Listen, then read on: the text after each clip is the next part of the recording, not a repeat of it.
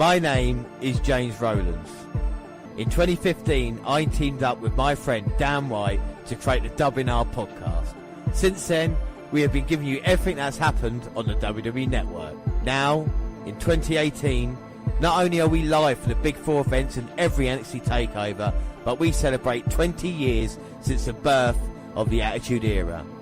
Plus, every month we'll bring you 205 Live, collections, new content, W pay-per-views and latest news on the WWE Network. Until we've watched everything, we are with you, and we are the WNR.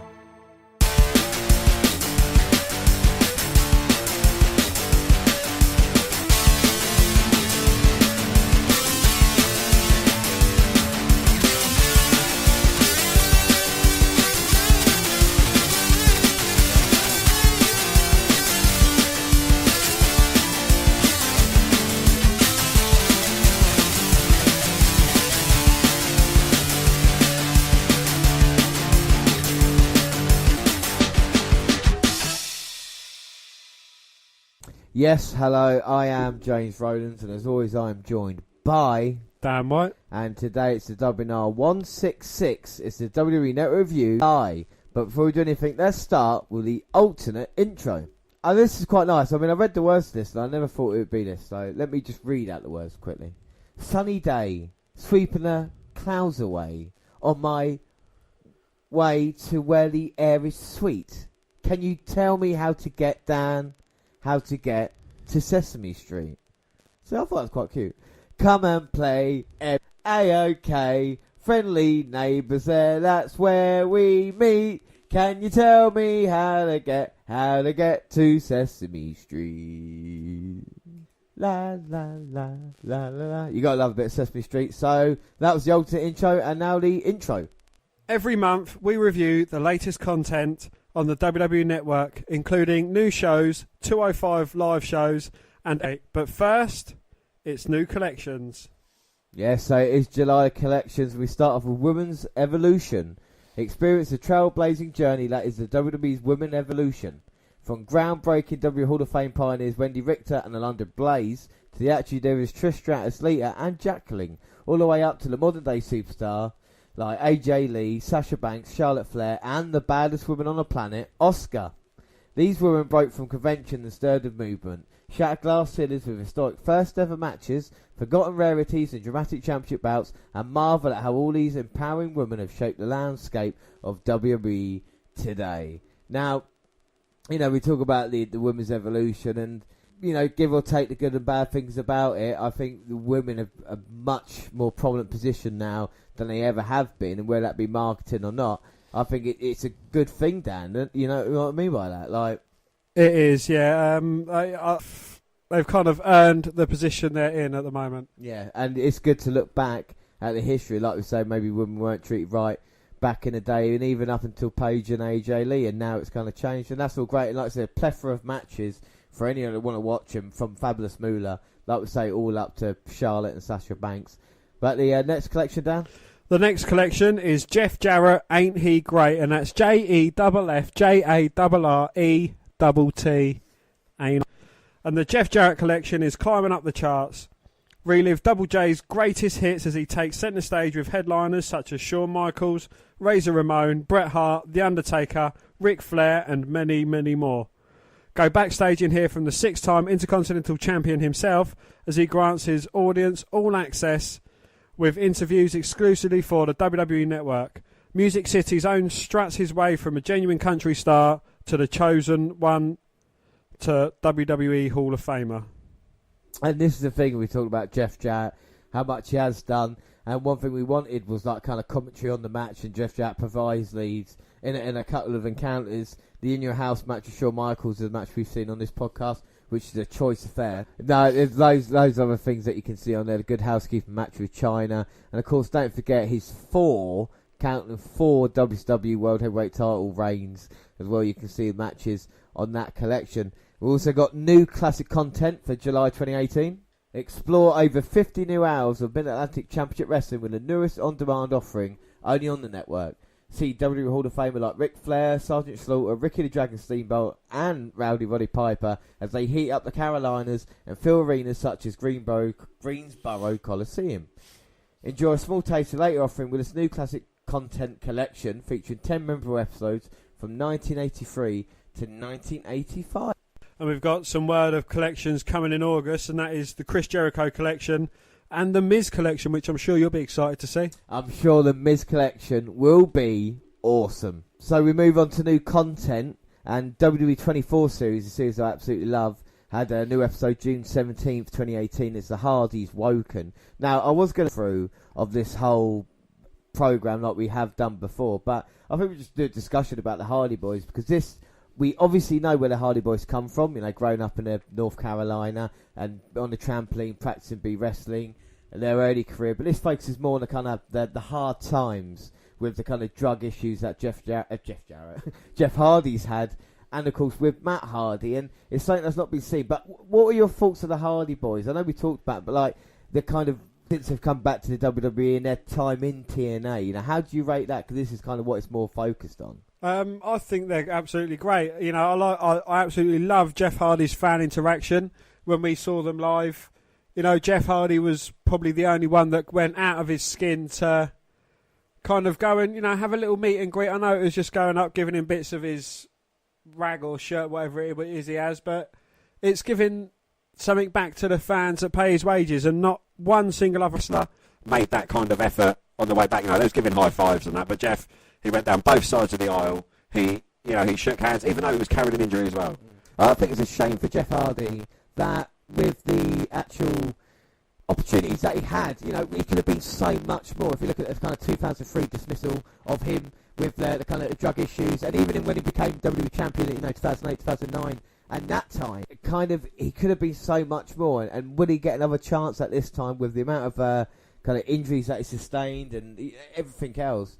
It'll be interesting to see, wouldn't it? You know, with the Hardy Boys. Matt Hardy, on the other hand, I think he's got his shit together now. As we see, he went through a few problems. Let's not forget the whole kind of Lita and Edge thing and everything that he went through there. But now, and this is what they talk about, the kind of the broken character, now the woken character, Matt Hardy, kind of saved his career. And it's incredible we do see Impact Wrestling as well in this one, which I think is a good thing to see on the network, you know? It is indeed, Jess.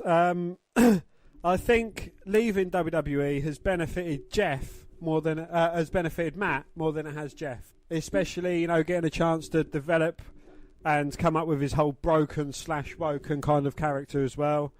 I don't think it's quite reached what it should have, though. No, I don't think, and I think this is the WWE's fault for dropping the ball in a character. But I think Matt Hardy, like you said, it's important. People like Cody Rhodes and even Drew McIntyre can realise if you go out on the independent scene, it's not over and done with. If you create a new character for yourself, if you're something a little bit different rather than just being an ex-WWE wrestler, then you'll get a chance to be re-signed again. You know, like you said, Matt Hardy reinvented himself. That character can be a main event if he wants to.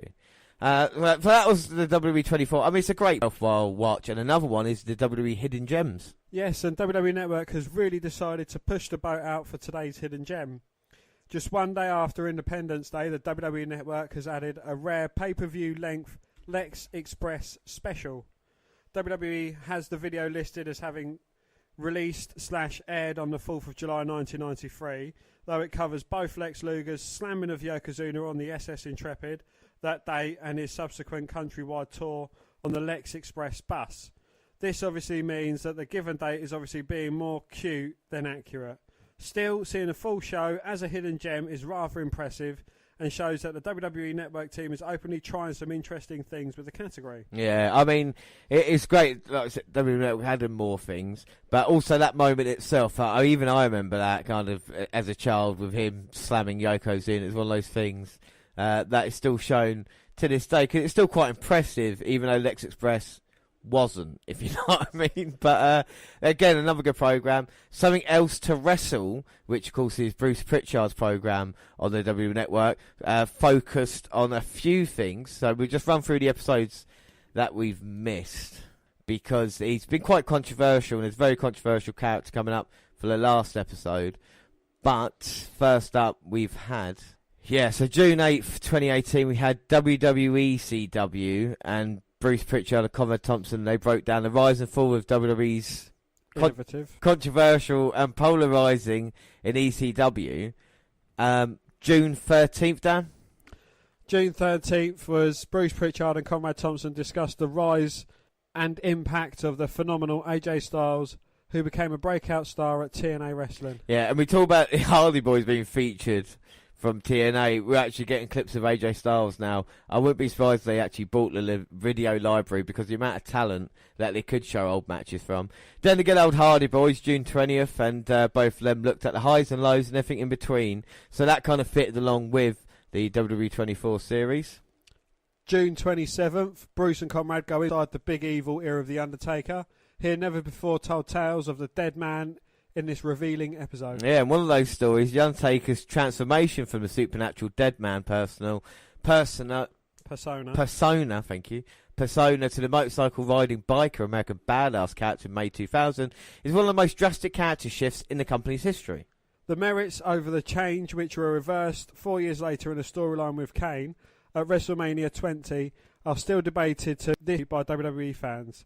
But in a recent episode of his Something Else to Wrestle with Bruce Pritchard WWE Network program, Bruce Pritchard revealed the debate around the character extended to backstage. Well, according to Pritchard, the change was an idea Undertaker came up with, looking to channel his real-life persona after going incredibly over the top with a dark and demonic Ministry of Darkness Undertaker.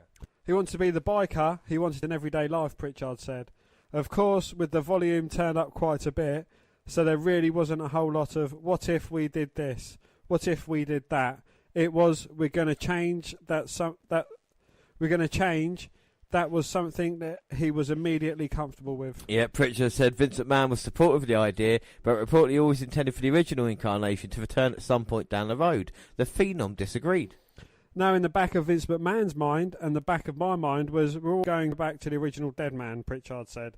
We're always going to go back to the original Undertaker. In Taker's mind, it was like, if we make this change, we can never go back, he continued. He felt like going to the American Badass is the new direction, and we can move forward, but he can never go back. We agreed to disagree at this point, because he needed to make the American Badass character work. At this point in time, it was, let's make this character the most that we can make it.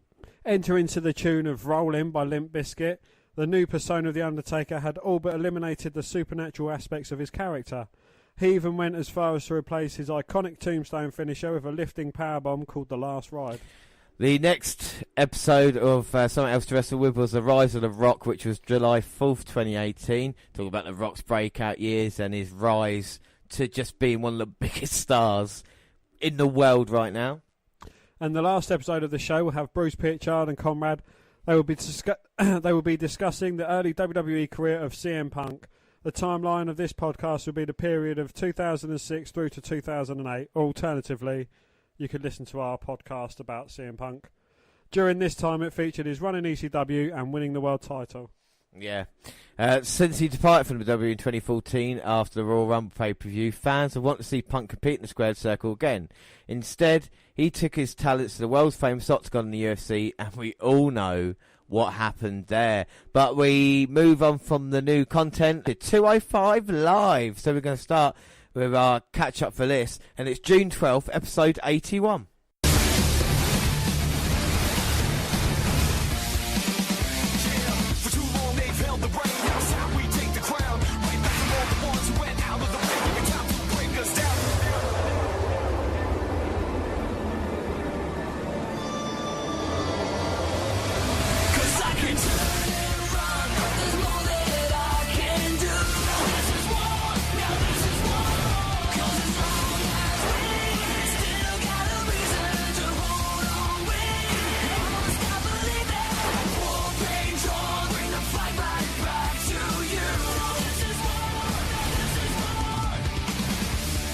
Drake Maverick narrates a recap of last week's main event between Mustafa Ali and Buddy Murphy and Hideo Itami's attack, which prevented a decisive finish. To show that kind of tactic not only won't earn you a title opportunity, but flat out won't be tolerated under his leadership. Itami is barred from appearing on tonight's show. We'll add on to the ring to face Murphy's training partner, Tony Nese. But first is our previously announced trios action. Well, Vic Joseph, Nigel McGuinness and Percy Watson/Jackson welcome us to Memphis for the show. Kalisto is pushing a piñata with Drew's face taped to its head. Percy said his mascot, Penelope Gulak. Oh, is that his sister? Yeah. Well, Dasha Fuentes interviews the Hills backstage. Gallagher and Kendrick talk about needing to top Lucha House Party to prove they're the best tag team on 205 Live. The Luchadors' numbers game is now over. Gulak has enlisted 2 professors for his version of making the show a technical masterclass. Well, Joseph brings up Gulak and Gallagher's first friendship tournament match. He said it happened at Download. It didn't. It was at the last NXT taping. And we're going to see it when all the first round matches are released online tomorrow at 2 p.m. Lucha House Party, Kalisto, Listerado, and Grand Metalik defeated the Brian Kendrick, Drew Gulak, and Jack Gallagher with a pinfall with a roll up from Dorado on Kendrick. Yeah, it was all Lucha House Party early on, leading to an assisted tope from Dorado onto all 3 of their opponents onto the floor. Gulak eventually powers Kalisto into the Hills corner, while the numbers game allows them to put in a peril. When Kalisto does get to the corner, Kendrick distracts the referee, so he misses a tag. Gallagher attacks Kalisto, while Gulak clears Metallic and Dorado off the apron with forearms. He eventually gets to the corner by battling out of a superplex, set up to send Drew to the floor, and hits a DDT on Kendrick. Metallic comes in hot, and after another tag to Dorado, they take Gallagher down for a near fall. But Gallagher breaks it up. Chaos follows. Gulak gets a hot tag with 2 handfuls of tights on a pin. Then Lince hits a double golden rewind on Jack and Drew, setting them on the out for stereo dives by Metallic and Kalisto. Kendrick made the most of things, however, locking in the captain's hook, but Lince hangs in there. He gets the finish when Brian readjusts to keep him away from the ropes, grabbing the tights to secure a win. Wow. So, up next, Hideo Itami with a selfie promo, demanding respect from Mustafa Ali and Buddy Murphy. Maverick is watching this on his phone when Murphy barges in, demanding a shot at Itami. Drake says Ali has asked for the same thing, and neither going to get it because emotions are running too high. DM, the GM, can't risk and having another main event ruined. He also gives Buddy some advice. Come to your boss with a request, not an ultimatum. We get a selfie promo from Mustafa in the locker room. He acknowledges a setback last week, but when that happens, he gets right back up. So that's what he's going to do tonight, and he hopes Buddy and Hideo are watching. Up next, Akira Tozawa defeated Steve Irby via pinfall following a top rope back senton.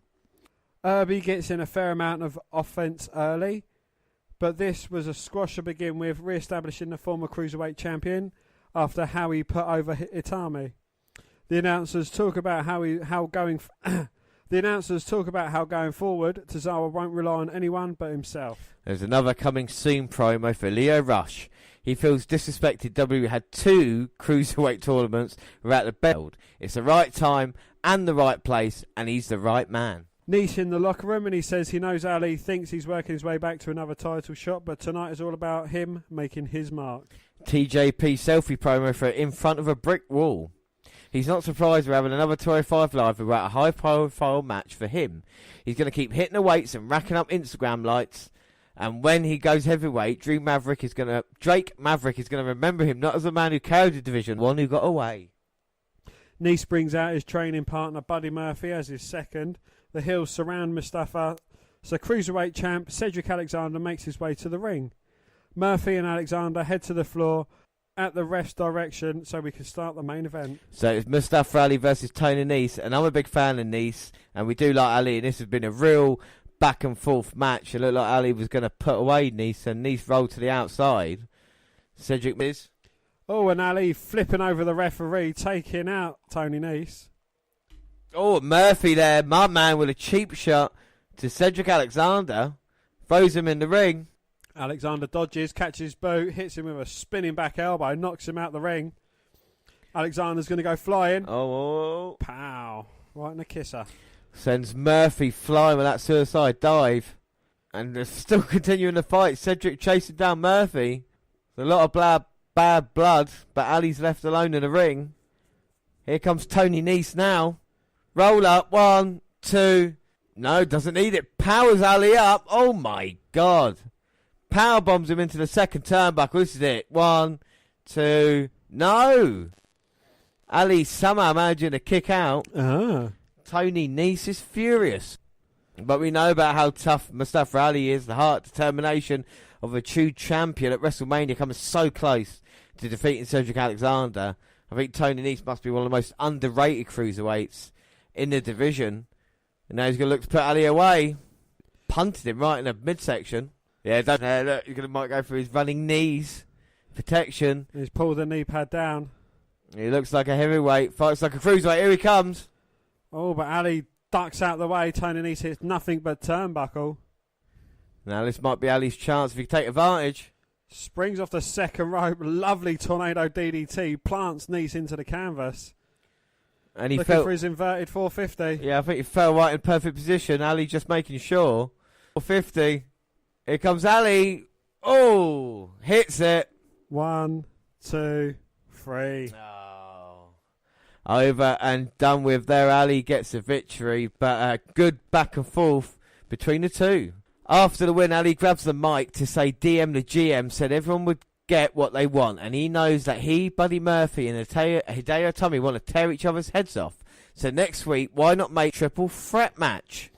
Well, Dasher catches up with Drake Maverick, and he makes the match. Oh, so what a main event. So we'll watch this now. June 19th, episode 82 of 205 Live. There's a video package chronicling everyone's journey to the triple threat main event. Starts us off with Vic Joseph and Nigel McGuinness across the pond. Tom Phillips and Percy Watson / Jackson are announcers in Toledo tonight. Jack Gallagher is still across in the UK, so it's just the Brian Kendrick walking Drew Gulak to the ring. As we get a recap of Lucha House Party's win last, Kalisto and Grand Metalik are out with Lince Dorado and Penelope Gulak, the Pinata of course. LHP gets a locker room promo with Penelope, who tells them to get out there and lucha. Well, unfortunately, Drew Gulak defeated Lince Dorado via submission with the Dragon Sleeper, or the Gulak. Kendrick moved Gulak's foot to the bottom rope to save him after Dorado hit the Golden Rewind, then snapped him throat first across the bottom rope to set him up for Drew's finish. Gulak's now submitted all 3 members of the LHP. Drake Maverick is prepping Danielo Amphibio on how he wants the main called. Hideo Itami enters with high, and DM the GM tells him if he has issues in the future, he needs to handle them professionally and come to him instead of running in on matches. Itami says there won't be any problems in the future if Maverick shows him respect.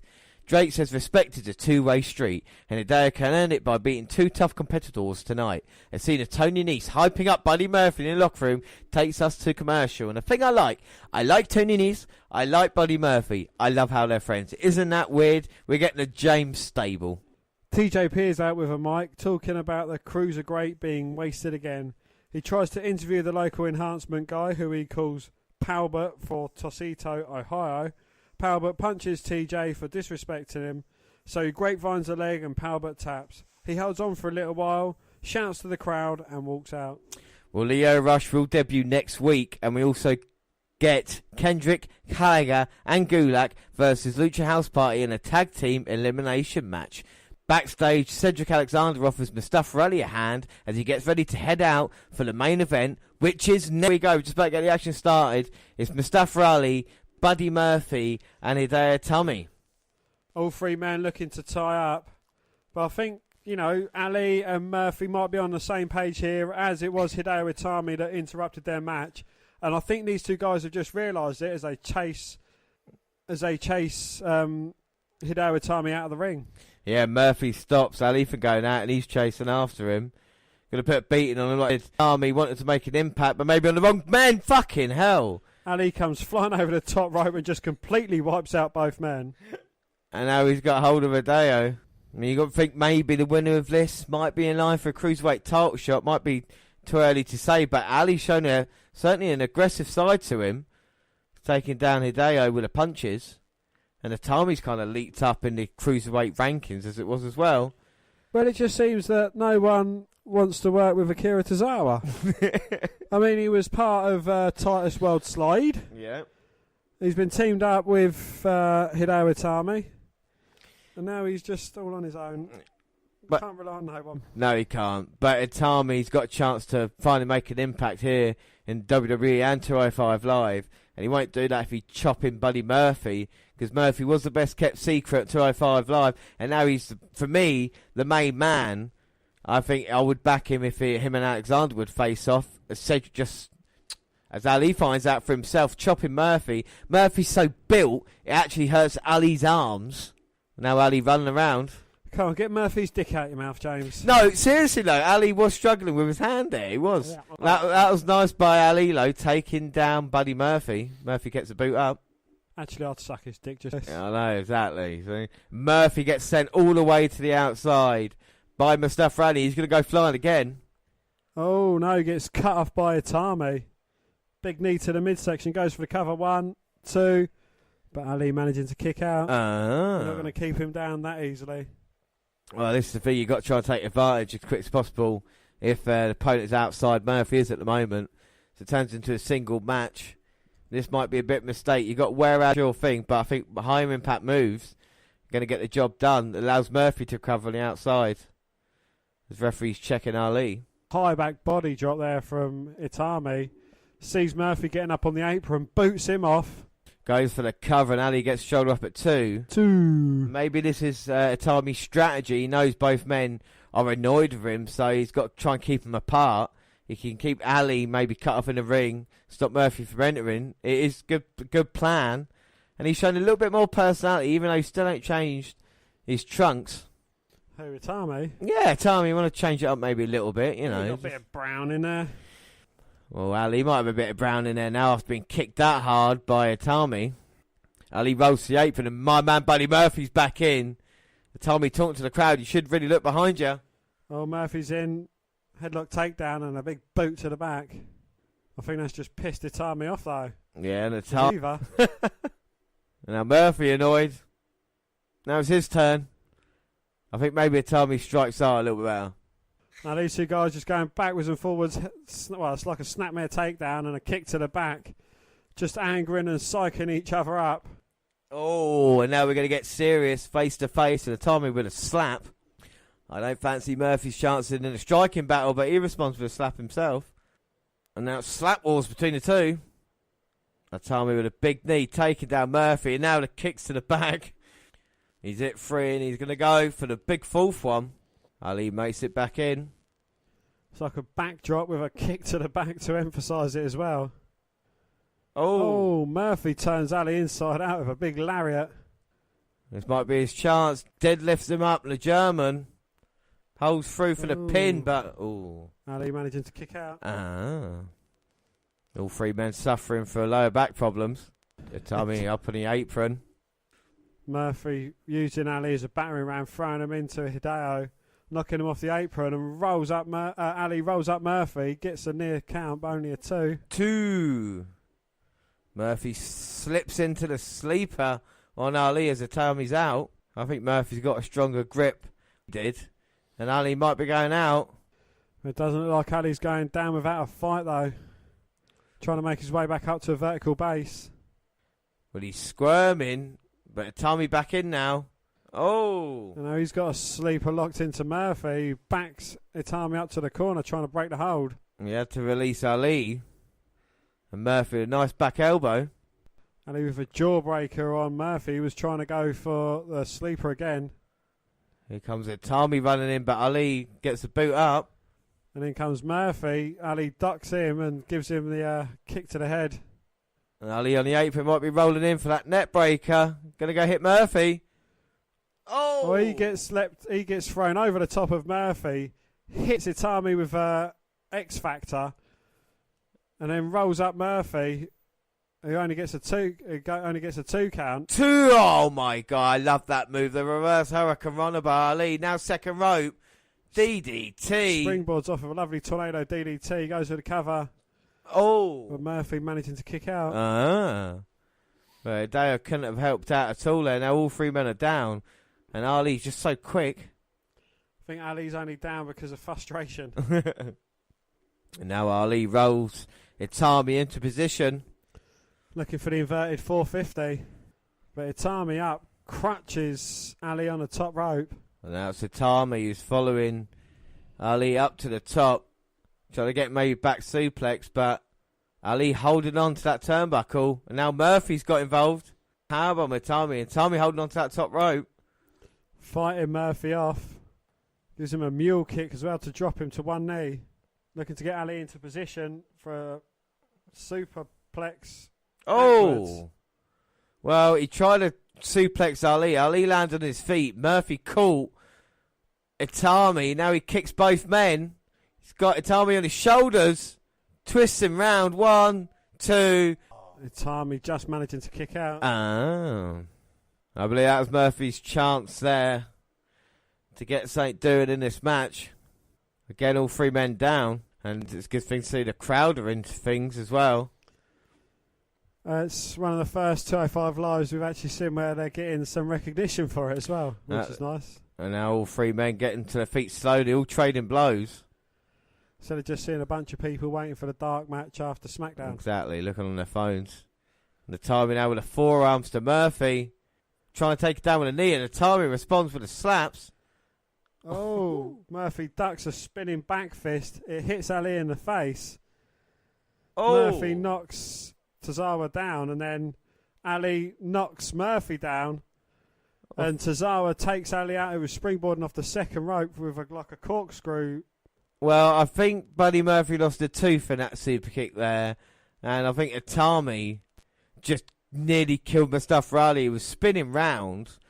We'll see the replay now. He's turning around and Itami with a kick. There's no way Ali can stop that in midair. Whoever can make it to their feet first is certainly going to have an advantage in this match. Well, Ali needs the ropes to get to his feet. Anything to help him get up quicker. Well, I don't know if that's a telling sign or not. And Murphy and Itami. Well, they're using each other to get up.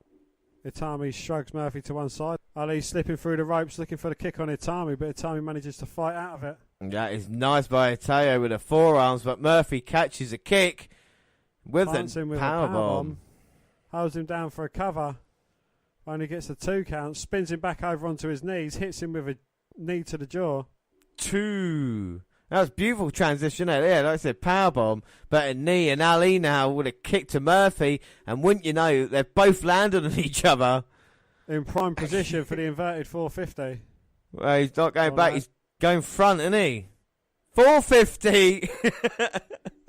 He can hit the normal 450 as good as he can the reverse. Inverted. Takes Murphy out, goes for the cover on Itami. 1, 2... Oh. How did Murphy recover that quickly? Murphy was on his feet when he fell out, you know, like when just lucky, I suppose, where he landed. And Ali is annoyed by that. No, he don't. He should. No. Also, I'm not impressed by that side of Murphy. I know it's part of keeping like the story going and that, but no. So Well, don't wash with me. Murphy lured in Ali there. I guess he was playing possum. Hello, possum. He sends Mustafa into the announce table. And I don't think he's finished there. Well, he's cleaning up house. Well, there's scripts and monitors going everywhere. How are they going to know what they're going to do? Well, they could just do what we do and wing it, James. And now Murphy's got Ali at an announce table. This is great, but it gives Hideo a chance wherever he is to recover. Oh, my God. Oh, well, Ali takes Murphy out. Makes him land face first onto the announce table. Now he's trying to get out of dodge, I think. Uh-oh, and Ali looking at Murphy. What's he got planned here?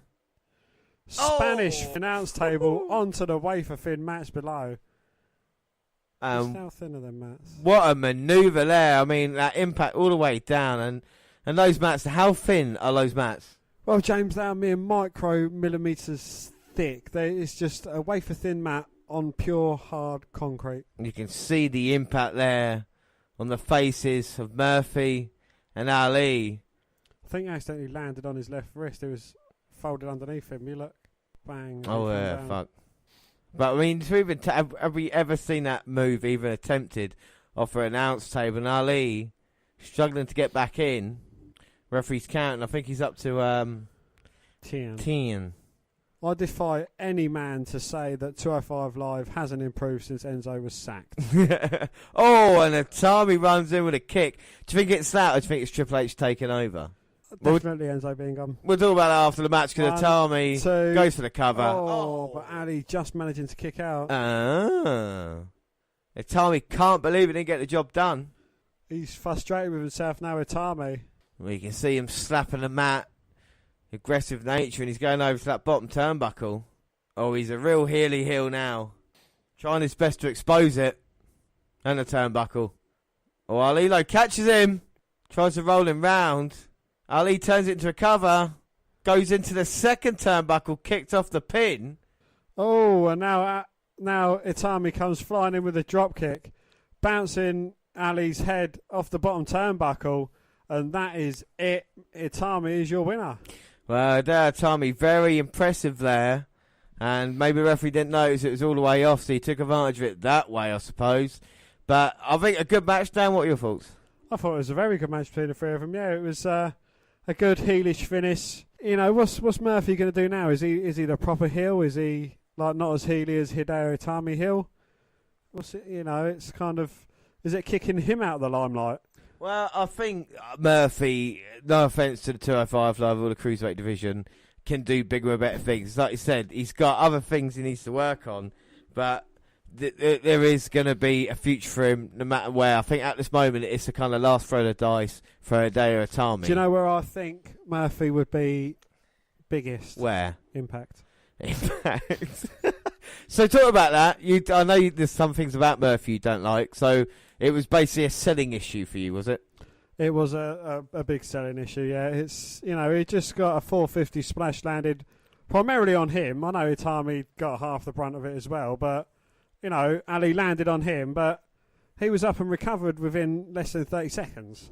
Yeah. Come on. I think it's a thing that he needs to look at. I think sometimes he could be trying to impress too much. Like I say, with the spots in there, can be quite difficult for him as well. But it'll be one of those to keep an eye on. I think the match was good. And like we say, we can already notice a difference, as you say, in the pre-Enzo Amore era. But Triple H has taken over with the kind of writing. I think the stories being told are a little bit better as well. So we move on to our next episode. It's June 26th, episode 83. With Drake Maverick runs down tonight's card, and then it's opening theme time with Vic Joseph, Nigel McGuinness and Percy Watson/Jackson, and they welcome us to Cali. Well, Akira Tozawa defeats Tony Nese via pinfall following a top rope senton. Well, it's all Tozawa early, but when Nese heads to the floor, he gathers himself and catches the former champ when he tries for a dive. After driving him into the apron and stairs, the heel heat stretches on. The tie shifts back to Akira, but Nese rolls out before he can hit a senton from the top.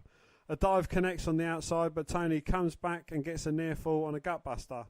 They trade strikes and Nese sets up for a superplex, but Tozawa fights it off and sends him headfirst into the mat. The finish follows. We get a recap of Hideo Itami's big win last week. We then see Cedric Alexander step to the DM, the GM, to ask when his next title defense will be. Maverick says he hasn't decided, and Cedric says he figures it would be Itami. Drake doesn't want to reward bad behaviour and uses TJP's recent antics as an example of something that won't work with him. But when Alexander explains a chance to face a legend like Hideo would allow him to establish his own legacy, DM says he'll take it under advisement. And we have the debut of Leo Rush, and he's going against Dewey James. So we might see a famous James in wrestling. Can Dewey James get the job done here? He's going against Leo Rush. And we talked about Leo Rush's arrival last year when he first joined the WWE. And anybody that doesn't know, he himself got in trouble with Emma's release, didn't he, when he tweeted about that. So people thought he may be punished in NXT, didn't ever make a in-ring debut for them on television, so now he's moved up to 205 Live. Moved up or moved down? Well, I don't know. He's seen things in it. At least he's being featured now. We've seen a couple of promo videos. We're going to see how he performs here on 205 Live. It's a big chance for him. And Dewey James, well, he's a looker, everybody. I tell you that. He reminds me of someone. He reminds me of Roland's James. And Leo Rush taking his time.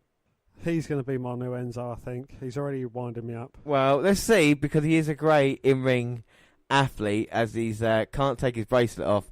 And we do know 205 is live. There you go. Finally does it. And he's smirking down. No, James, he just got a smile on that fucking mug of his. Oh, and he's a cocky cunt. He slaps Dewey James. Wants him to bring it on. And he's bouncing the ropes, avoiding Dewey. Nice bring up. Insecurity kick there. Well, Rush is quick. And he's also a dick. You can feel the hatred bubbling, can't you, already? He reminds me a lot of Ricochet. That kind of the way he wrestles. Just don't. No, honestly, like Rush had a really good run on the independent scene as he throws Dewey James on the apron. Don't even tie him as a same. Look, I'm saying, look, Rush there, beautiful kick there. The hat kick off the rope, throwing Dewey back in. Rolls him up, nips up. It's like a SOS. And yeah, Rush seeing what time it is. And he says it's time, goes up top. Oh! That is a deep frog splash. Bounces up, goes for the cover on Dewey, makes a pin, gets a victory.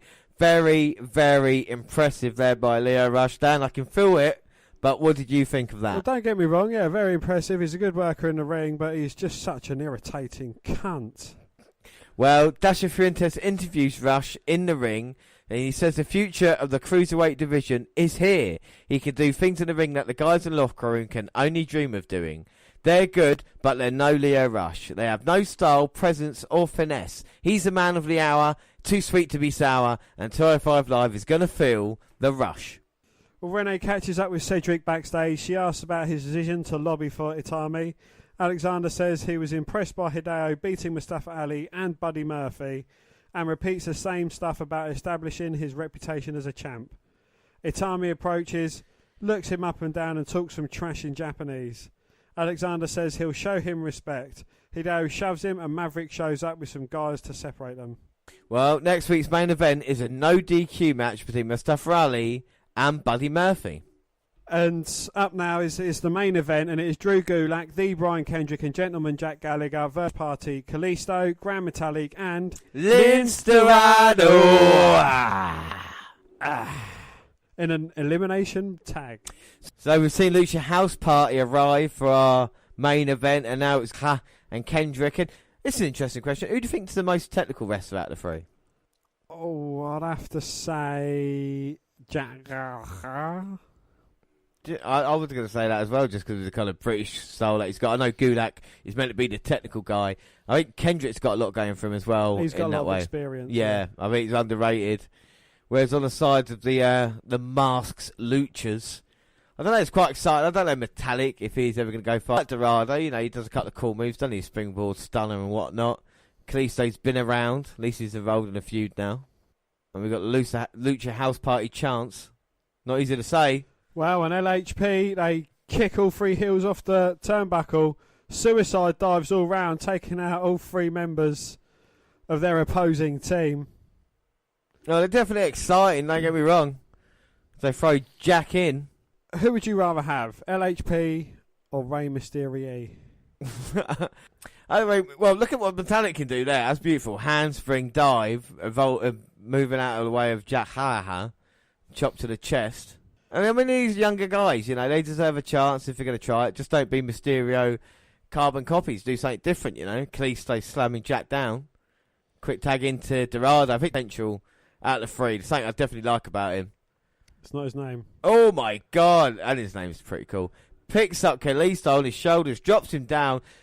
Dorado then tags in Metallic. Metallic up top. He's walking the ropes. Springboard splash. 1, 2. Oh, but Kendrick in to save his partner. He came in, spread eagle. He was ready. But he gets super kick for his trouble out. Kendrick hasn't even got his jacket off. Gallagher finally reverses Metallic, but runs into a super kick. Metallic then with a bulldog. He's going to walk the ropes again, second. But Gulak grabs hold of Metallic. He managed to fight him off. But runs right into a Jack headbutt, and that'll be job done, yeah. You don't run into them, and it's a 3-2 advantage for the Hills now. And Gallagher immediately out, tags in the Brian Kendrick. Well, now they've got the numbers game. They're going to try and slow this down with Dorado and Kalisto. But you're forgetting the Lucha House Party are working with a former US champion. Yeah, exactly. And Kalisto has been NXT Tag Team Champion before, so he's had a lot of success. Let's not forget about Kendrick. Like I say, he's got that veteran experience, but Kalisto's been here around a lot longer than Phil. You know, he's definitely 5 or 6 years now, Kalisto. As Dorado, beautiful Hurricane Runner to Kendrick, runs in, gets sent on the apron low. That's spanky, though. Responds with a beautiful kick, knocks him down, kicks Gulak off. Now he's off the top with a diving crossbody. It was a frog splash crossbody. Goes for the cover, but Kendrick managing to kick out. Exactly that. Spanky and Paul London, the tag team there. Do you ever think Kendrick would come back and then have more success? I think the Brian Kendrick character could have done a lot more, you know, especially when he had Ezekiel Jackson as his manager. Yeah, I think, you know, with the Brian Kendrick, I think he was good, but then he was kind of overshadowed as a heel when Neville turned up. Yeah, I think that's fair, He's not kind of managed to garner that momentum back. I know he's been working with Jack Gallagher, and, you know, that's doing well, but I think Jack Gallagher's kind of overshadowing him in that tag team partnership.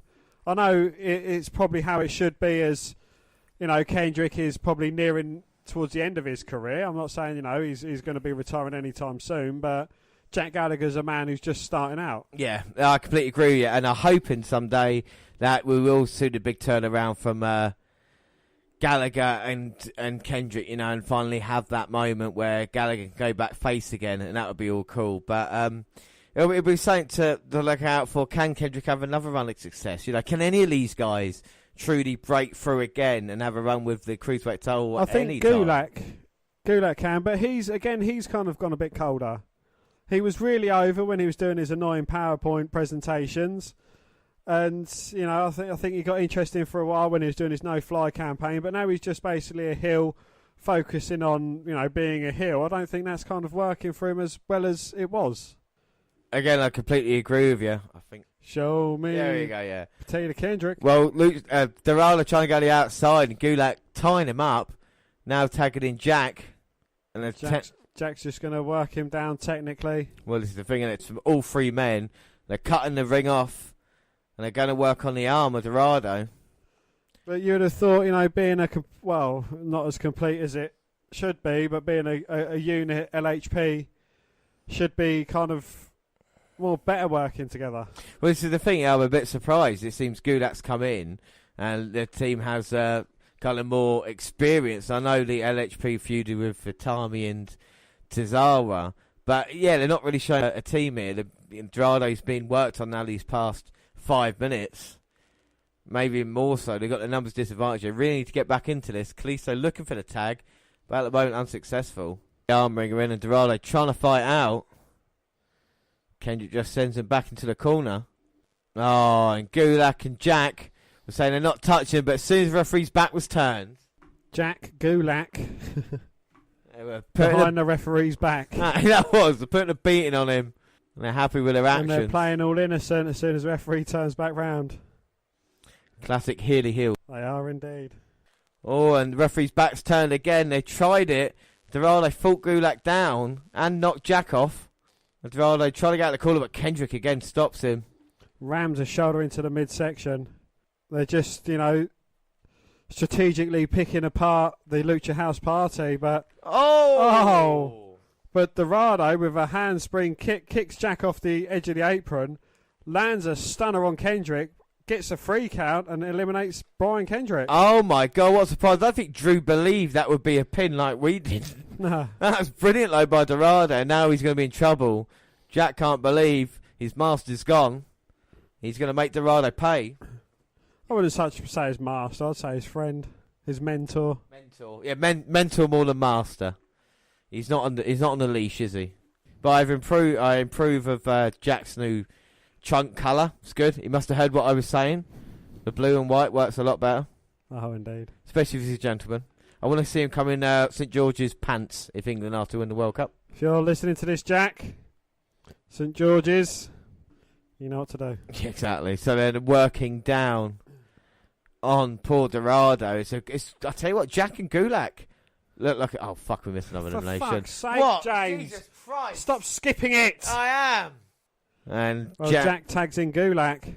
They look good team, didn't they? And, cut him off again.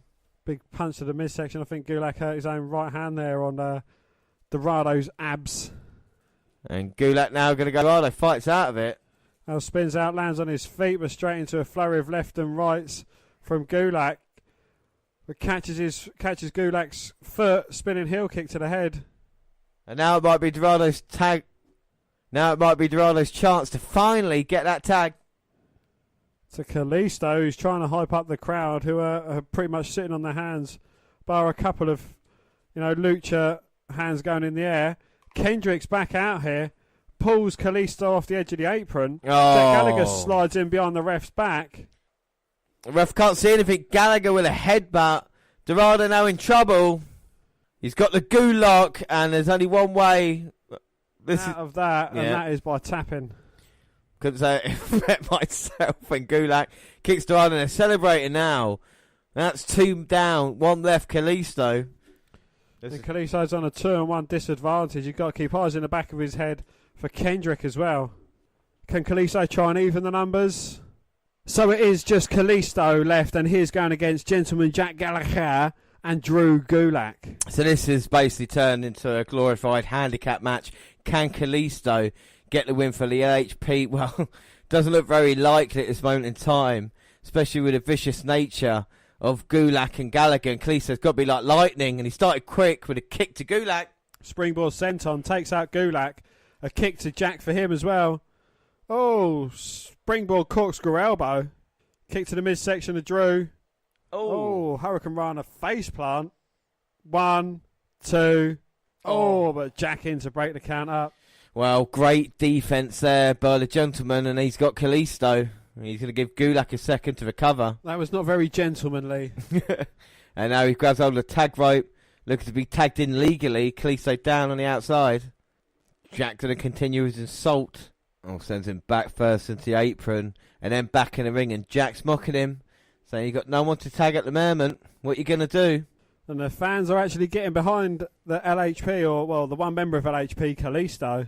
And Jack's like, yeah, you want your man? There he is. I'm going to tag in my man, Drew. Well, he's in serious trouble now, Kalisto. Man, Drew. And Gulak. We haven't seen Mandrews recently.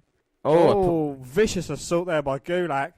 Hanging him up on the top rope, legs first. On 205 Live, just in case people say, yeah, it was in the UK. I know he was there, but 205, I thought it would be a cruiserweight. Gulak going for the pin, Kalisto kicking out. Gulak may be getting a tiny bit frustrated now with Kalisto. Well, he is without a doubt the toughest member of the LHP. Most accomplished member of LHP. Well, out of these 3 men, he's the only man who's won a championship here in WWE, NXT or wherever, He's been Cruiserweight champion, hasn't he? So he's won it in all different brands. Yeah, he's a triple crown. Yeah. He's not out of it yet, or maybe always back the underdog. Might not be the easiest way to get there, but in the end, they come out on top. Yes. See, Tombstone. Rest in peace. Well, now it looks like Gulak and Jack finally going to put Kalisto away. Back sex. Both men going for a back suplex. Kalisto lands on his feet, comes out of a flurry of kicks. Gulak trying to fight him off. He uses Jack to spin him around.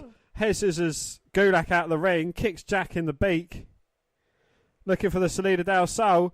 Kicks Drew Gulak on the way over. Pins Gallagher. 3. Oh. And that's it. He's evened up the numbers. But how much has that little flurry from Kalisto taken out of him? I think it might be everything. Gulak cannot believe Jack's been eliminated. Now on. Drew's saying, great.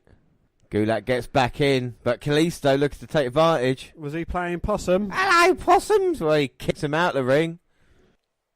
Kicks him down to the apron. Oh, needs springboard. Sends him over the top rope. Takes out Gulak.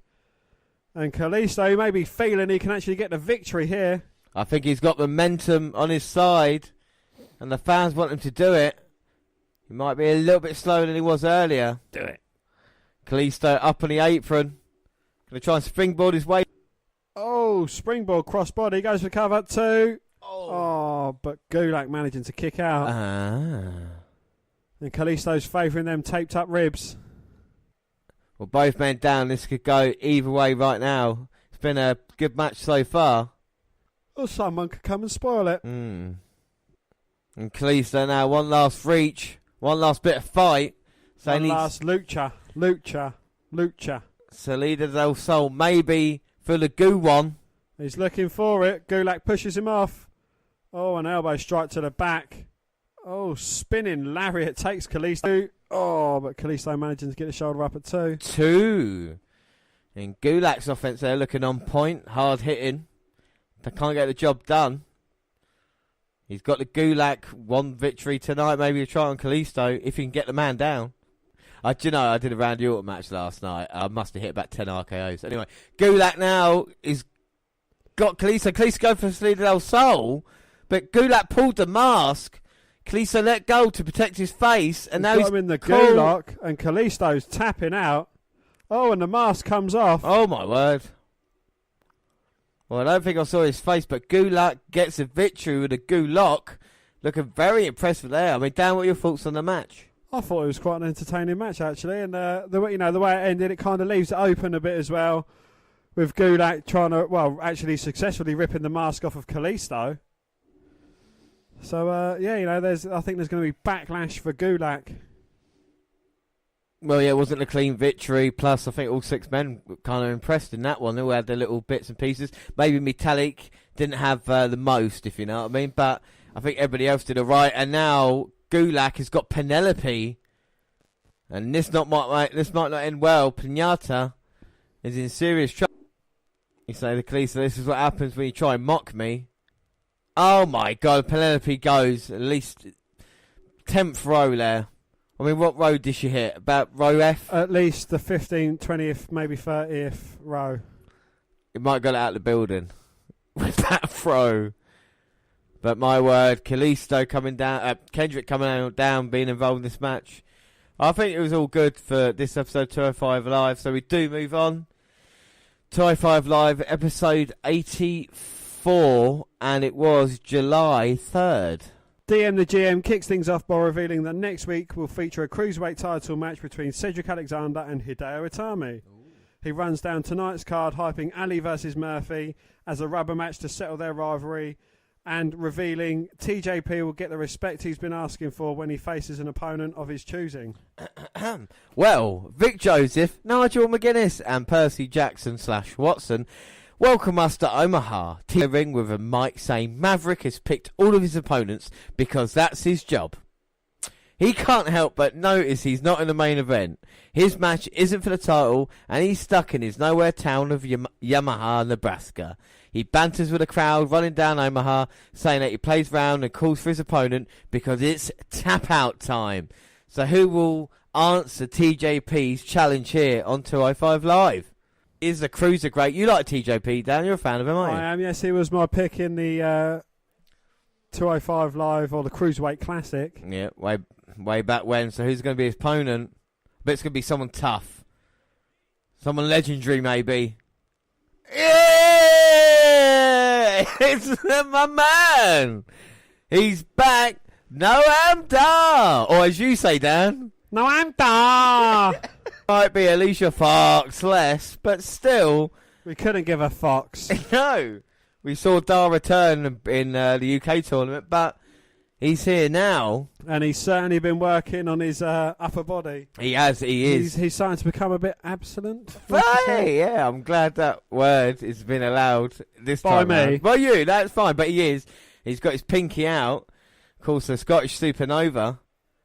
And he's getting a tepid response. But that is certainly a lukewarm reception. But he's going face to face TJP, and Perkins wants to fight. He's going to get one in Dar, and Dar chops uppercut to TJP in the early going. Dar boots out Perkins' legs, and now Dar get in position. Oh my God! Bang! That's like a King Shasha. Beautiful King Dada. King Dada, and he gets the job done. Dar beats TJP. What's that about? Not only does he beat TJP, he beats a former Cruiserweight champion. And he wins on 205 Live! Wow, I mean, he's certainly come back with a purpose. Even Drake Maverick's impressed. Yeah. So, Noam Dar is back, looking great, with a victory. Well, no, James, he's back. Yeah. He's better than Trevor. I know. Wow, my God, I'm excited about that. Look forward to seeing what they do with Dar in the Cruiserweight division. Well, some highlights from their feud. Buddy Murphy is getting his pump on in the locker room. He says there's no one like him in the division, which is why after he takes Mustafa Ali tonight, it doesn't matter if it's Cedric or Hideo, he's taking the belt. And you can't argue with that, you really can't. Well, Dasha Fuentes catches up with TJP, but the Cruiserweight refuses to talk with her. He walks straight out of the building. Leo rushes out to observe from ringside during our next match, and that is Akira Tozawa going against Jason Strike.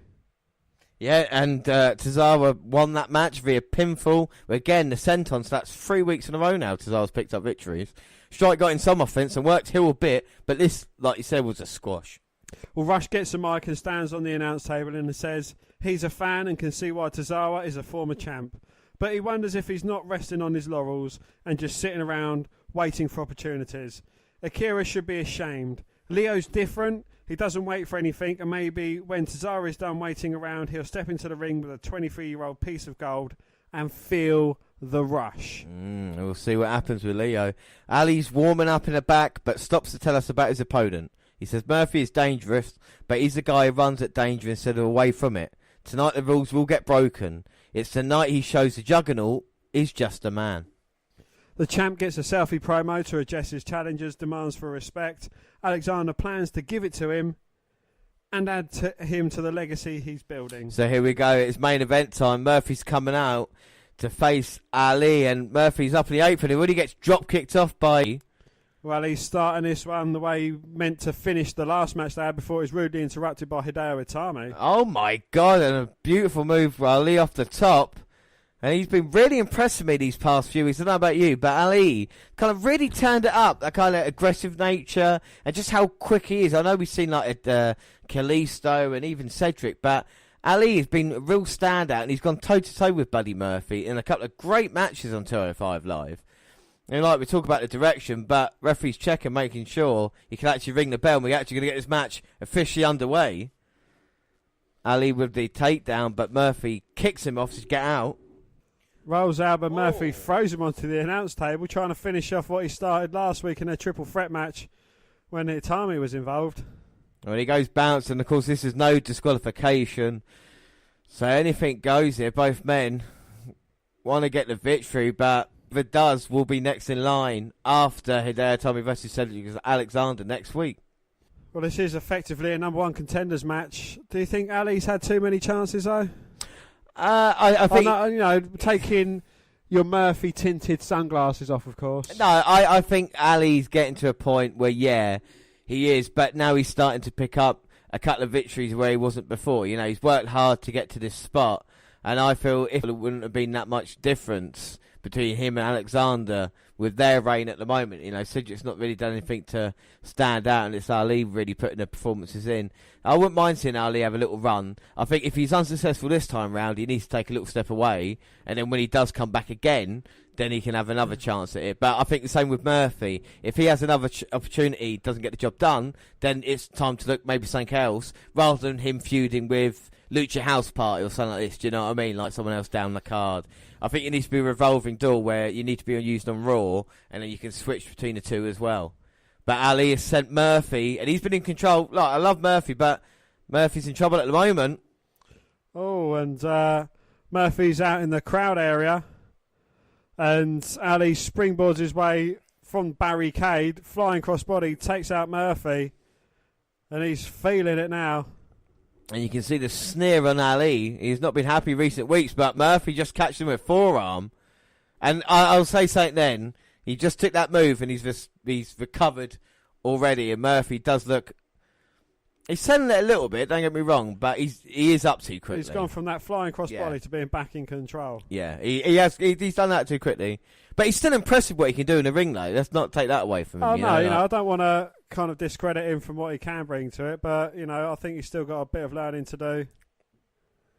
But as do, there's a few learning the ropes, so to speak. Well, sometimes it's more about the story than what they do. Apart from Ali, he just runs the ropes. And Ali now running the barricade, but oh my goodness. Well, Murphy grabs Ali by the hair and just flips him off into the steel entranceway ramp.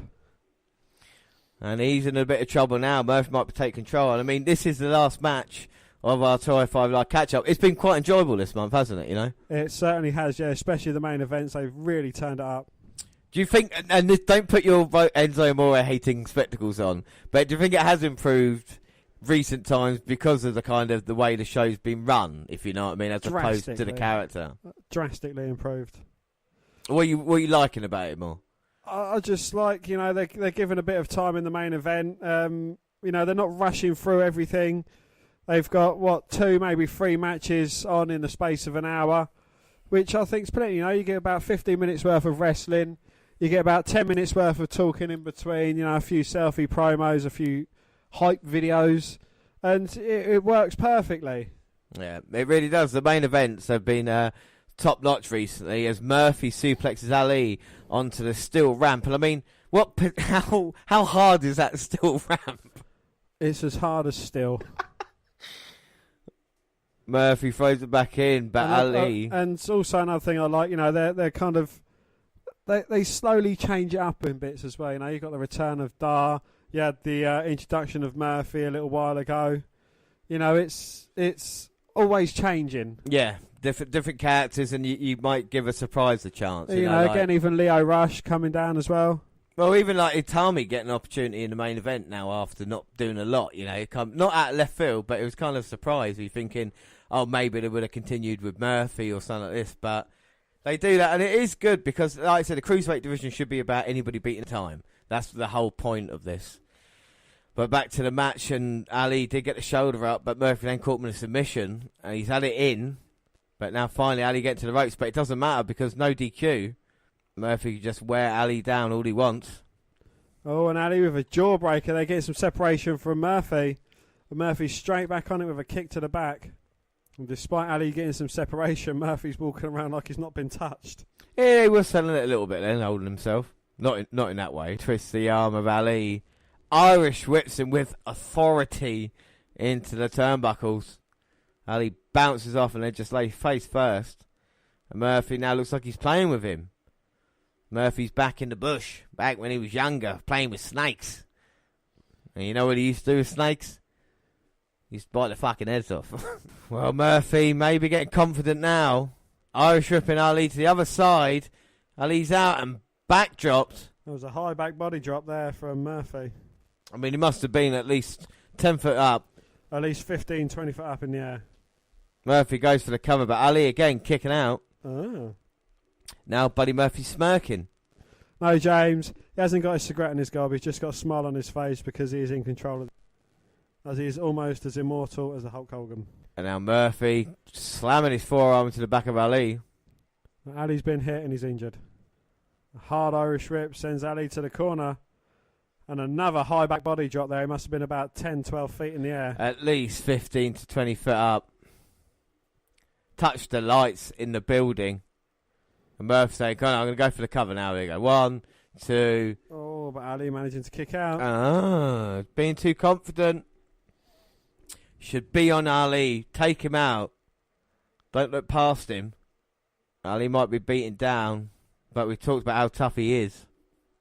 Only 3 or 4 strikes by Ali has no effect on the abs of Murphy. He responds with the kicks and responds with the forearms and right hands. Irish whip again and turnbuckle. Another back drop. No. Ali responds with a kick. Now we're back elbow. Now with the feet up. Catch them in a move that doesn't work. I think Murphy hit his head on the ring post. And a beautiful drop kick by Mustafa Ali there. And Ali's trying to get back into this. And there's a sign in the crowd saying no DQ equals Murphy's Law. Oh, that might be right. Ali with a chop has no effect on Murphy. Murphy Irish whips Ali across. What, a strike to Murphy that has no effect? Just because how strong he is. And then Ali stops and slides. Kicks Murphy, lands on the apron. Rolls in looking for that tornado DDT, but Murphy fights it off. Ali reverses it. Throws him to the ring apron. Oh, X Factor through the ropes. Look the way Murphy landed Murphy there. on his forehead. Come on now, that was good. Oh. Ali with the cover, but Murphy managing to kick out. Murphy's hilarious when he just splits himself in half. You'd like to split Murphy, you know. And now, I told you, I like Murphy. How long ago? 2-3 years ago? And just you rascal. You scallywag. you tallywhacker. No, wait. That just shows Murphy's toughness. And he's struggling to get back to his feet. But lulls Ali in, throws him outside. Murphy kicks Ali into the announce table. But as he goes into follow Murphy's head. But now Murphy throws Ali into the ring steps. Murphy looking for some weapons underneath the ring. Unsuccessful. He's just not sure what he wants to pick. I mean, just taking his time, and now those stairs, I mean, they must weigh at least 150 to 200 kilos. At least 250 to 300 kg. And Murphy trying to get them in position. Oh, look at the strength, managing to get that in. Oh, he tries to send Ali into the stairs, but Ali blocks it, sends Murphy into the announce table. And Ali rearranging some furniture. And the monitors off the desk, making it nice and easy for Murphy. Well, he's got a faraway look in his eyes. Looking to put Murphy down. Oh, but Murphy, baseball slide against the stairs, went straight into Ali's shoulder. Murphy using the steps as a tag team partner, flipping straight over the top rope, taking out Ali, nearly going as far as the announce table. I think he hit his back on it. Oh, that was lovely there by Buddy Murphy. Can he take advantage of it? Murphy gets Ali in, goes for the cover, but Ali man kick out. The fans on their feet. Well, that's a good sign. They're invested in this one. And Murphy's setting the steps up in the corner, looking to do even more damage to Ali. And this could be the end now. Murphy and Ali taking a hell of a lot of punishment, but now could be the end. Murphy's got hold of Ali. He's going to try and throw him into the stairs. Oh, my God. Well, that might be too much now. That was sickening. And Murphy looking at Ali, so I'm going to do it again. For Ali, he's got no quit in him. Oh. And for the second time, Murphy upside down into the stairs. Well, that is difficult to watch. Murphy's been dominant now. Goes for the cover, but Ali maybe being a bit too tough. More maybe brave, a little bit stupid there. Getting the shoulder up at 2. You know, Now Murphy looking for the third time, but Ali turns it around. Murphy stops himself short. But head scissors straight into the stairs. Murphy lays in a very prone position in the corner. Could this be Ali's chance to end it? Well, he's trying to crawl, but I don't know how much energy he's got left. He's certainly feeling it in his back. And he's going to go for the 054. Oh, but Murphy's got hold of Ali's leg. No, he's got hold of his hair. Pulling his head under and super kicks it. Now in a powerbomb.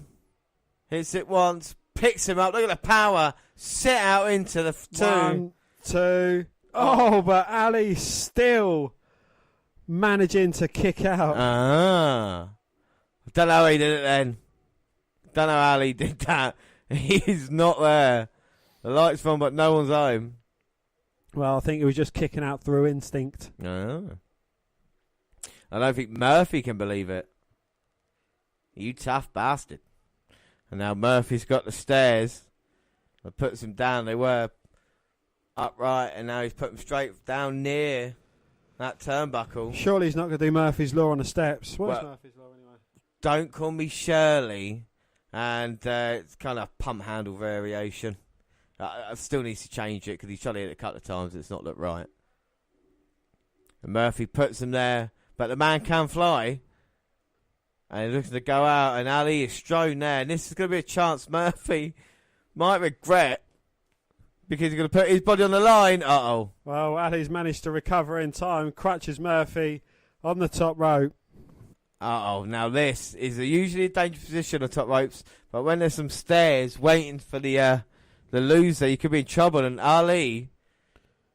shoving the stairs into Murphy. Not once, not twice, but 3 times. Hope they don't fall over because that'll hurt. Now the stairs positioned there. Very precarious position. What's Ali thinking? I have no idea. He's on the stairs. Referee's like, don't worry, I'll hold the stairs for you. Well, that's secure so far. Now he's got Murphy. I can't remember seeing this before. Superplex off the top of the stairs. Jesus Christ. Oh, wow. First time for that. What an impact there on both men's body. The crowd gets to their feet. The respect there. No, look, we never seen it for 205 Live. Yes, chance. Wow. So it's certainly going in the right direction. I mean, how many episodes of 205 Live has there been? 60-something? 85. Oh my God, both men come down, look like they're thrown out of a moving auto vehicle. And Ali crawling over. No. But Murphy, quite into the outside, tries to stand on his feet but just collapses. What's Percy Jackson doing? Years of experience from Buddy Murphy. You know when you're playing a computer game and someone's just standing in completely the wrong position? I think Percy Watson / Jackson's just doing that. Oh my God, Murphy throws Ali onto the announce table. And we want tables, and they've got the announce table there. Murphy's climbing up onto barricade. The man can barely stand, but Ali recovers quickly, crutches Murphy on Barry. Oh, but Murphy's still managing to power Ali over the announce table. Runs, springboards, Spanish fly onto the announce table. Fucking hell. Fucking fair play to that. Oh my word. Well, that's sickening impact. The announce table didn't break, but maybe the neck of Murphy did. Well, we saw one off the announce table, but not like that with the impact. I do like the Spanish fly. I think it's a great move, and it just shows you what they brings. You know what I mean? Different moves they can do. Like we never saw this 20 years ago. No, not at all. You know, not even 10 years ago. But Murphy knee to Ali's face, and he's caught up in the ropes now. And Ali's caught. He's in a very prone position. Can't move at all. And this is Murphy's opening. And he's telling Ali to shush, and oh my God. A running knee. Follows up with a second. And a third. Thunderous running knee. Referee say, "Come out. Come on, referee, call it." And Ali say, "No." He's shaking his head. Well, how tough is Mustafa? I think he's only being held up by the ropes, though. And Murphy there say, "Right, this is the end for you." Drags him in the middle. Knee to the face. That's a go cut. 1, 2, 3. Oh my God. How did he manage to kick out? I have absolutely no idea. Murphy's face is shock. And Ali's got that glazed over look, but he will not give up in this one. And now Murphy's got the stairs. And he's going to look to true the endless. And he's trying to drop him down on Mustafa Ali. Ooh. But Ali rolls out of the way. Just in the nick of time, Murphy runs over the steps, but runs into Ali's boot. And he's in a prone position standing on top of the steps now. And Ali now. Oh! Ali with a spinning DDT. 2, 3. Oh my God. And you could argue that either man deserved a victory in this match. But that was a surprise victory for Ali. Well, it just showed how tough he is. And, I didn't think he was going to get it. But what a match. They delivered yet again. Oh, most definitely. I mean, this has got to be the match of the month. And I could watch these two wrestle probably all day long at this rate. Because it's just great chemistry between the two. I mean, what are your thoughts on it? My thoughts are exactly the same. Yeah, it was a brilliant match. This could have gone on for about an hour longer and I wouldn't have complained one bit. Both men, they've certainly got a lot of great chemistry together.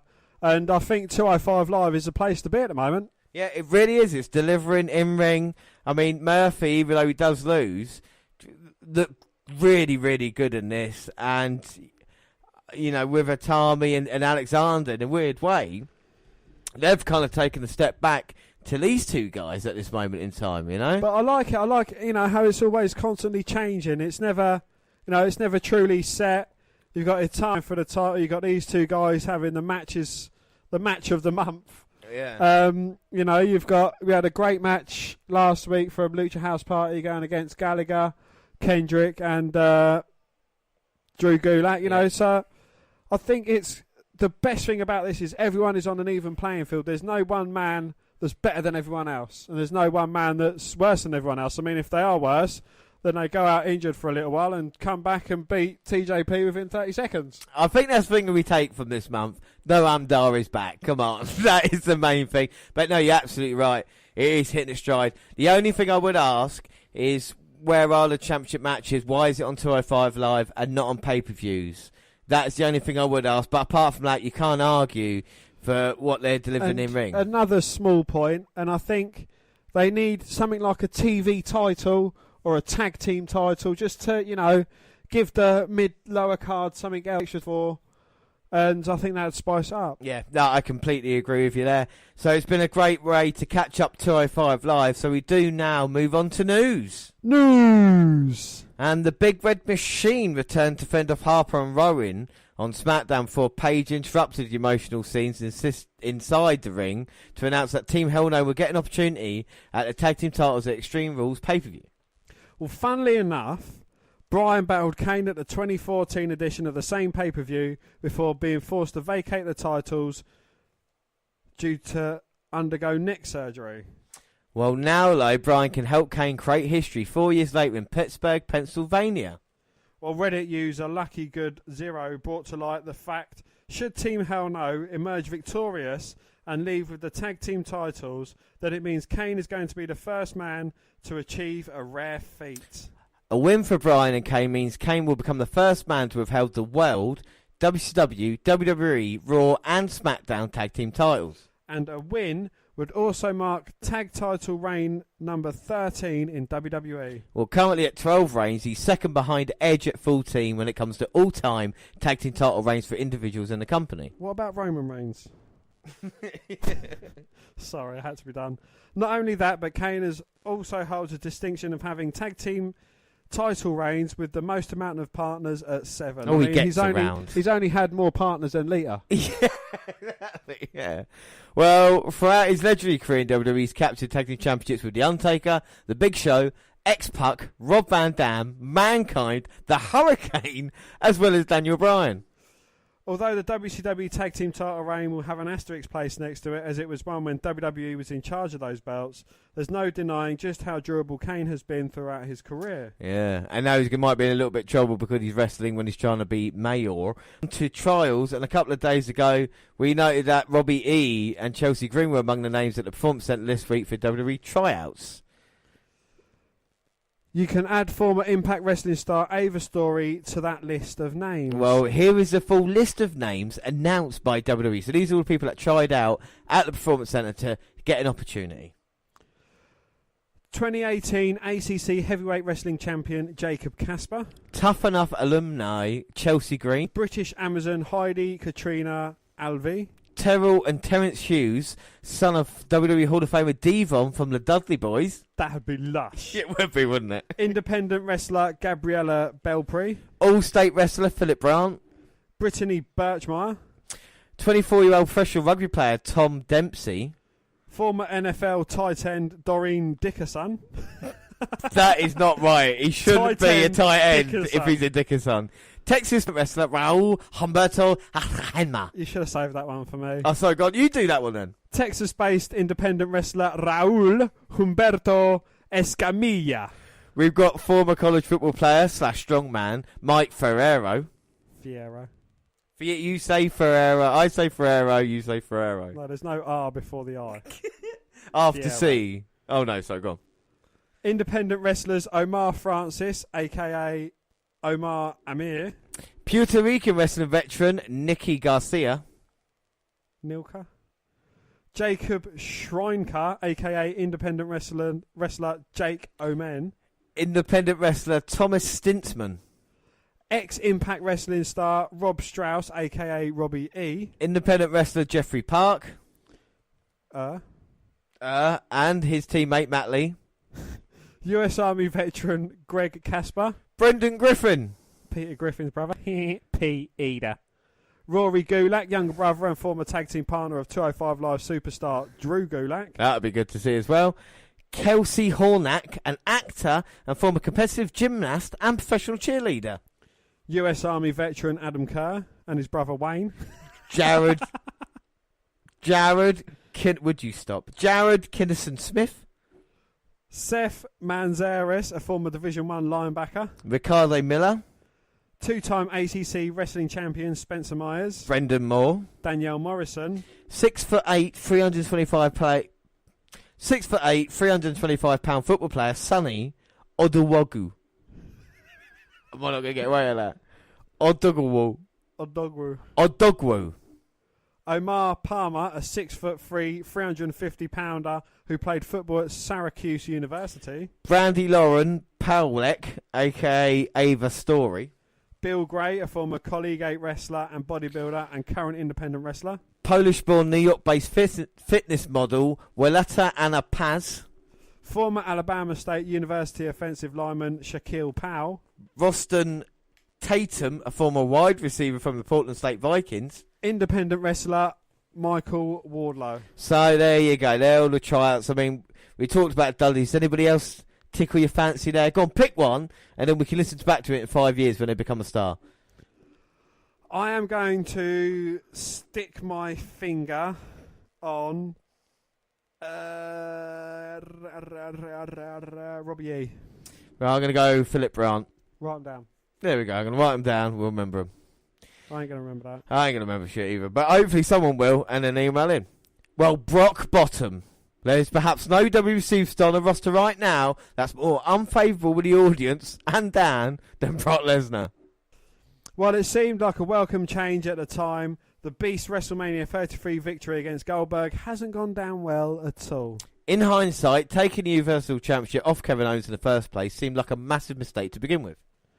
Since then, Vince McMahon has been hell-bent on making sure nobody can even kick out of the F5, let alone slay the Beast. That's unless you're Roman Reigns, as he's not only kicked out of multiple F5s, but he's also been speculated to be the one that defeats Lesnar at last. Now, fans have had just about enough of Lesnar and can't wait to see the back of him. Something many wouldn't have ever believed based on the reaction he received when he returned in 2012 to target John Cena. Well, naturally, the storyline now is that Lesnar won't be appearing on television until he wants to, which means it gives the fans even more of an incentive to dislike him. I see what Vince is doing. He's making the fans hate him so then they like who's going against him. Exactly. Well, that's the point, however, as Vince wants the fans to dislike Lesnar so that it'll be Reigns is universally cheered when he captures the championship. Or they can both get the Goldberg-Lesnar treatment and both get booed to fuck. Exactly. Well, one eager W fan on Reddit has now revealed just how much Lesnar has been used on Monday Night Raw since becoming a Universal Champion at WrestleMania 33 by putting together an interesting graph. I love graphs. Is it a bar graph or a pie graph? So it's a pie chart, yeah. Or line graph. As you'll be able to see below, Lesnar has been on Raw for a total of 196 minutes as champion 15 months ago in Orlando, which equates to 2.2% of available screen time. Clearly it's not something fans are pleased about, considering Lesnar holds the biggest prize available on the red brand, and his inactivity is what seems to be holding up the entire division. Not only that, but Lesnar not featuring on Raw and holding the title is what seems to be stopping other talented stars from entering the title picture.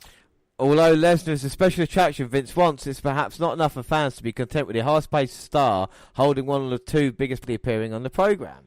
And now we've found out it's something even worse as well. The WWE Universal Champion Brock Lesnar reportedly won't take part in SummerSlam 2018 on August 19th at the Barclays Center in Brooklyn, New York. Sorry. Before we go on with that, I thought wrestlers had to defend the title within 30 days, not 30 fucking months. Yeah, you're right. You are right about that, yeah. But he won't be at SummerSlam, no. That's what Mike Johnson of PW Insider reported. He said, we may not see him again until later in the year, which is madness if you think about the belt.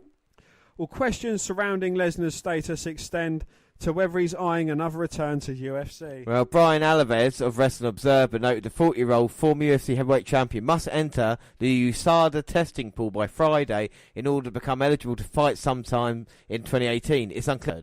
Now, USADA, to the best of my knowledge, will not reveal when a fighter has entered the testing pool. Alvarez says the fighter himself must make the announcement himself, and I don't think Brock is going to be around saying he's in the USADA pool. Well, Lesnar's defended the belt just 6 times in high-profile matches in the 453 days since that victory on WWE's grandest stage against Goldberg. He's also put on a line on 4 occasions at house shows where title changes are extremely rare. Lesnar Lesnar most recently defended... Lesnar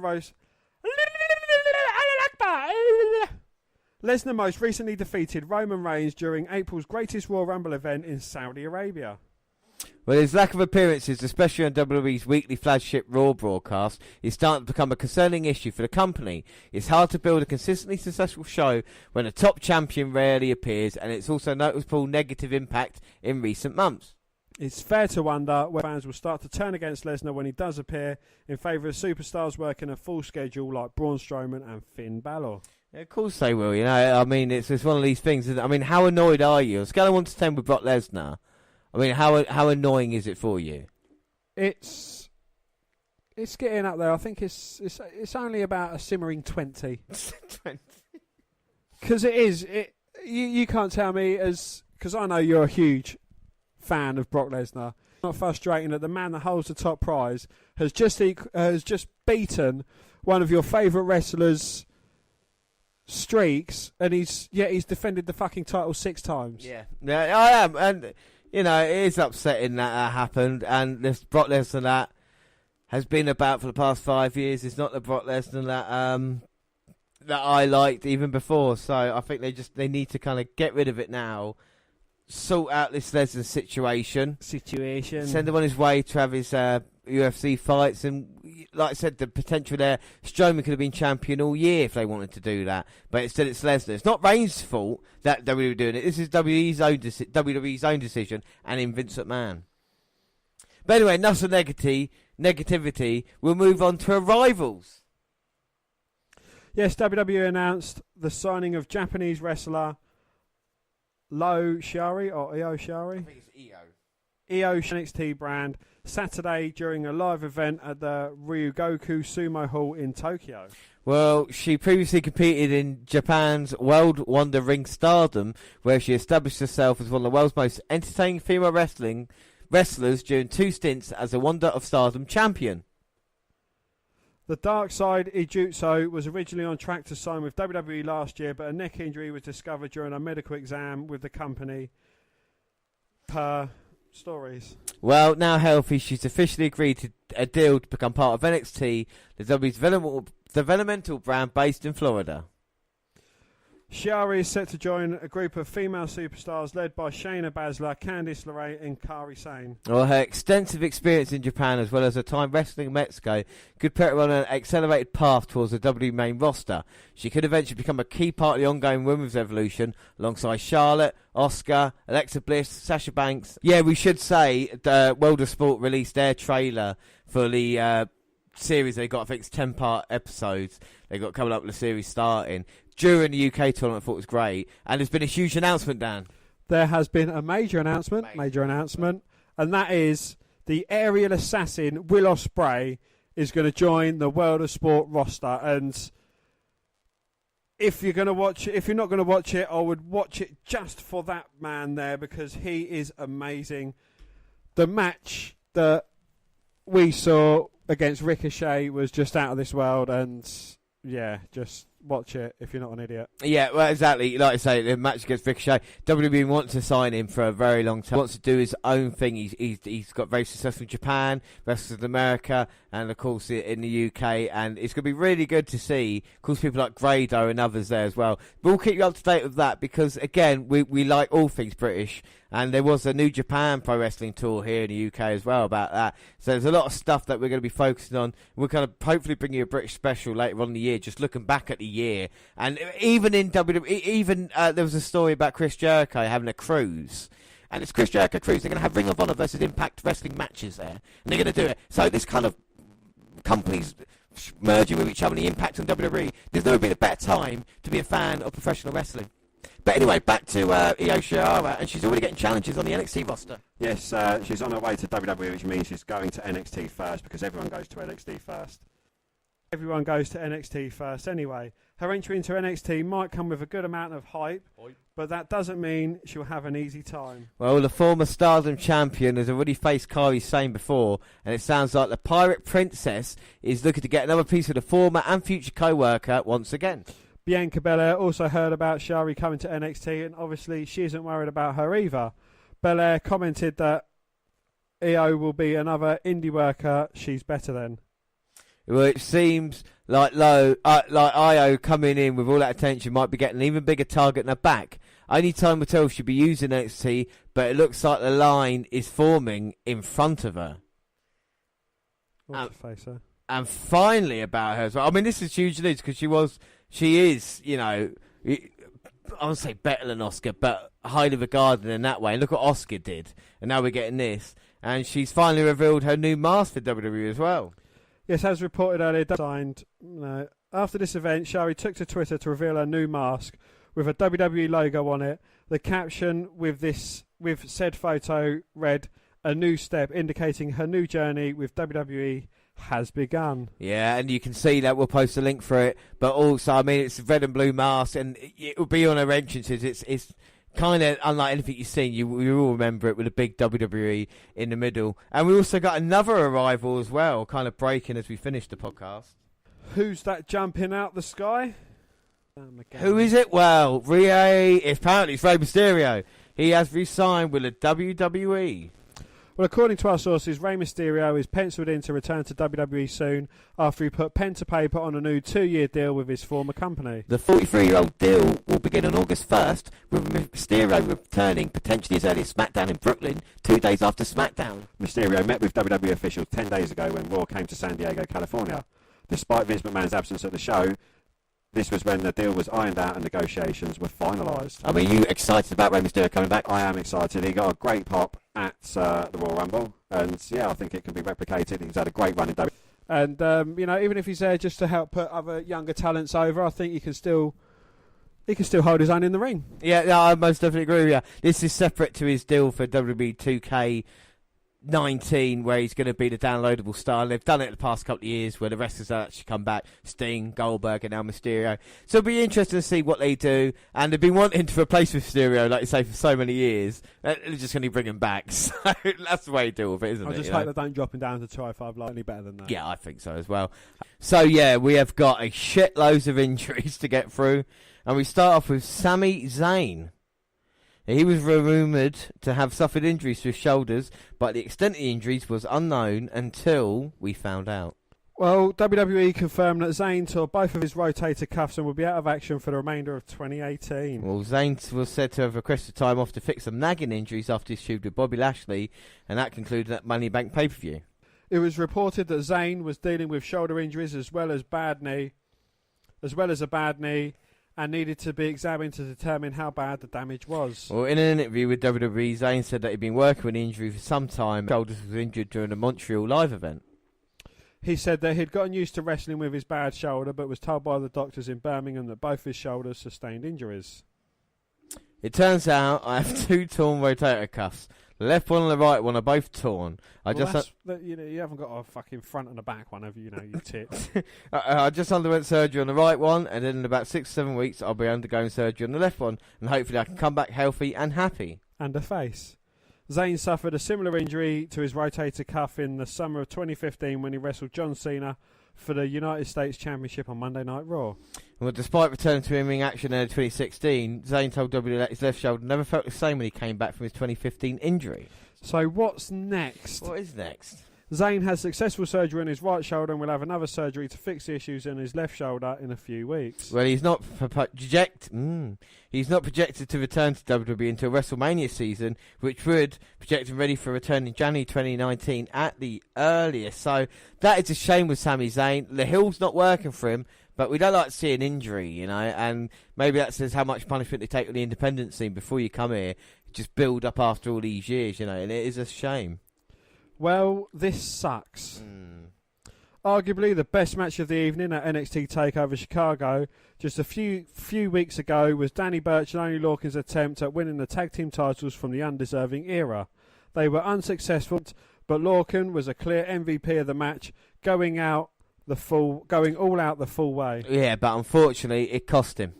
Indeed, according to reports, Lorcan suffered a broken orbital bone and he'll be undergoing surgery soon.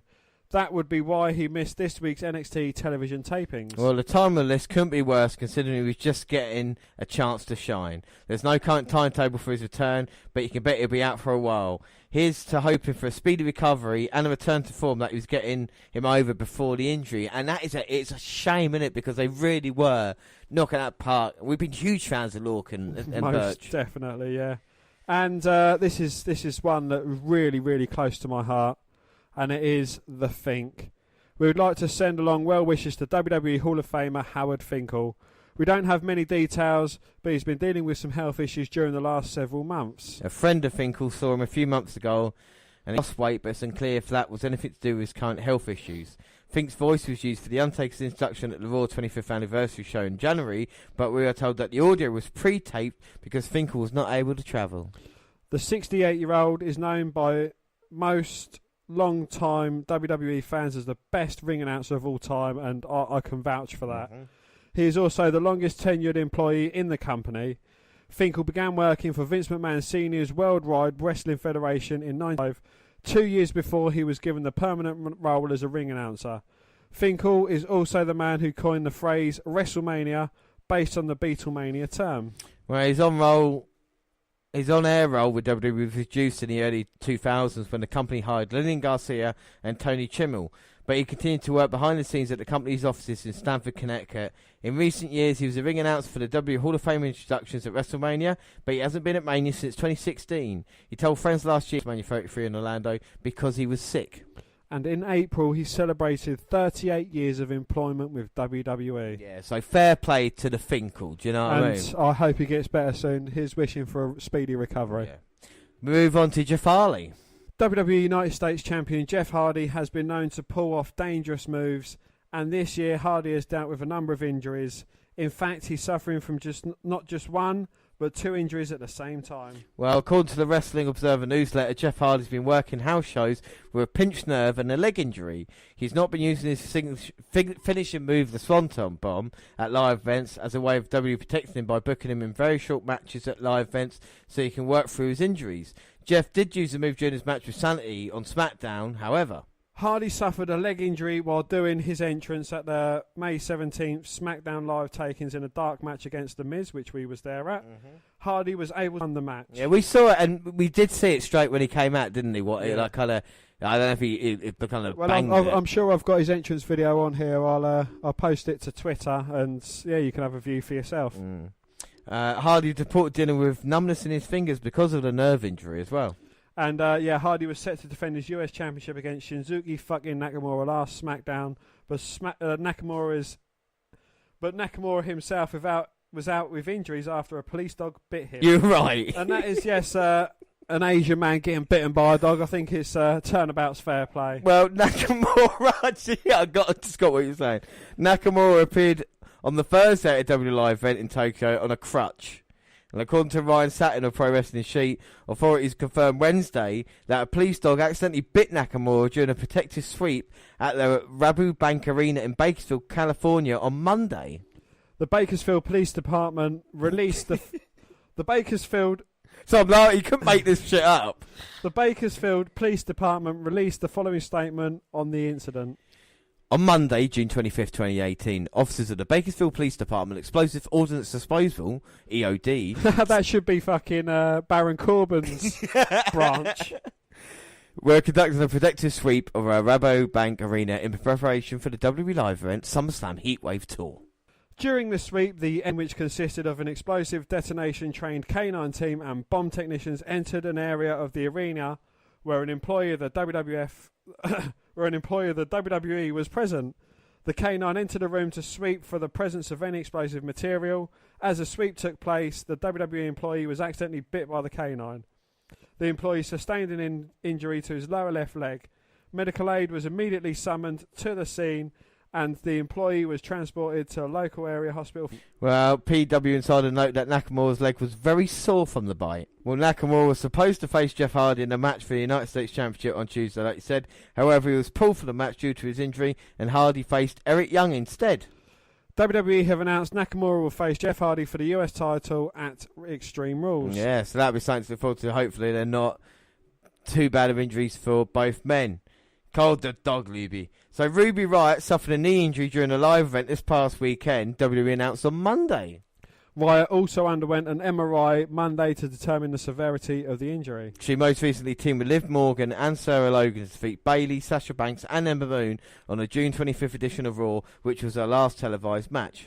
A major knee injury would have come at a bad time, as Riott and the Riott Squad have failed to truly establish themselves on the main roster. The trio made a big impression when they debuted on SmackDown Live in November, but their momentum quickly fizzled. The WWE Superstar shake-up in April was a perfect time to break up the Riott Squad, but the team simply moved to Raw instead. As a result of Riott's injury, WWE could realise that Riott, Morgan and Logan would benefit from heading back to NXT. None of the three was able to establish a developmental brand before getting called up. Especially if the Riott Squad is without its leader. Morgan and Logan will have an even harder time building a profile in a stacked women's division on Raw. Bray Wyatt at fault in 3-car accident, according to Crash Report. Yeah, I mean, we had this news and it was, Bray Wyatt's involved here, he's missing Raw because of, injuries and stuff. Oh, it's quite bad. And then the police report came out and actually it looks quite bad for Bray Wyatt. Yes, indeed. Bray Wyatt wasn't paying attention to traffic when he smashed into the car in front of him and caused the driver to veer to the left and hit another vehicle, according to the Crash Report. Yeah, the WWE Raw Tag Team Champion was cited for careless driving due to his failure to operate his vehicle in a careful and prudent manner for the accident on Friday. It's unclear Bray was distracted by while driving. The report simply said he was inattentive. Maybe it was Sister Abigail. She might have been sitting in the passenger seat. Wyatt was transported to Tampa General Hospital via ambulance, and as reported, he suffered multiple injuries and was forced to miss out on WWE's live events over the weekend and Monday Night Raw. Well, fortunately, Bray was in good spirits when we talked to him Monday after his hospital release. He told us, "I'm going to live through it because I can't die." And talking of people that can die, Vader. Hey, well, WWE showed a graphic at the start of Raw last week, but it was odd. There was no video tribute to him aside from the one shown exclusively on their social media platforms. A decision was made by Vince McMahon not to mention Vader on Raw or SmackDown Live. It's weird because there were names that passed away that was not at the star level of Vader, and they got mentions on the show. Macho Man Randy Savage deservedly got a full tribute. He wasn't on good terms with the company, and Vader was. Superfly Jimmy Snuka, despite the baggage he had in his life with the 1983 murder allegations, was mentioned on Raw after his passing, and also Chris Benoit got a massive tribute as well. Yeah. Well, Dave Meltzer reported this week that WWE announcers were told not to mention Vader on the air. They did the same for Lance Russell, but in this case, WWE at least can say Russell never worked for them. In Vader's case, he did work for WWE, and they have footage where he made his name in the United States. The decision not to mention him is even more curious because they brought him back a few years ago for a match with Heath Slater on Raw, and he inducted Stan Hansen into the Hall of Fame in Dallas. For those of you who missed it, here is a Vader tribute that was posted on YouTube. This did not air on television. The WWE family is mourning the recent passing of Leon White, better known to the WWE Universe as the man they call Vader. An All-American at the University of Colorado, White was drafted to the NFL by his hometown Los Angeles Rams, where he would go on to compete in Super Bowl 14. After an impressive career on the gridiron, White pursued his passion for sports entertainment, adapting the persona Big Van Vader. Vader at the time was the premier monster in the business. Big outfit, you were just in awe.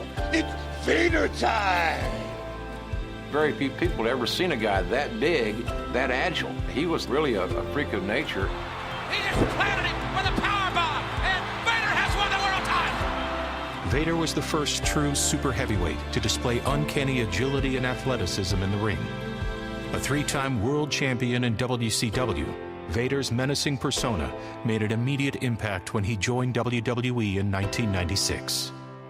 He just had so much power and strength. I mean, we're talking about a 400-pound guy that could do a moonsault off the top rope. Yeah, how does he do that? A mastodon-sized man with an equally prolific personality, Vader had fun portraying himself on the hit 90s sitcom, Boy Meets World.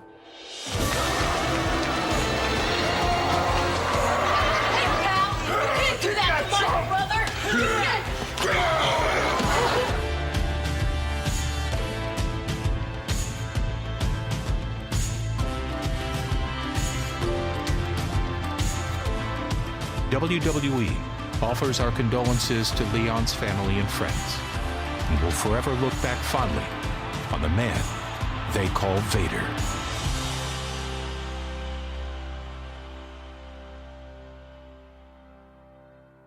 Well, match, is it Sting or is it Cactus?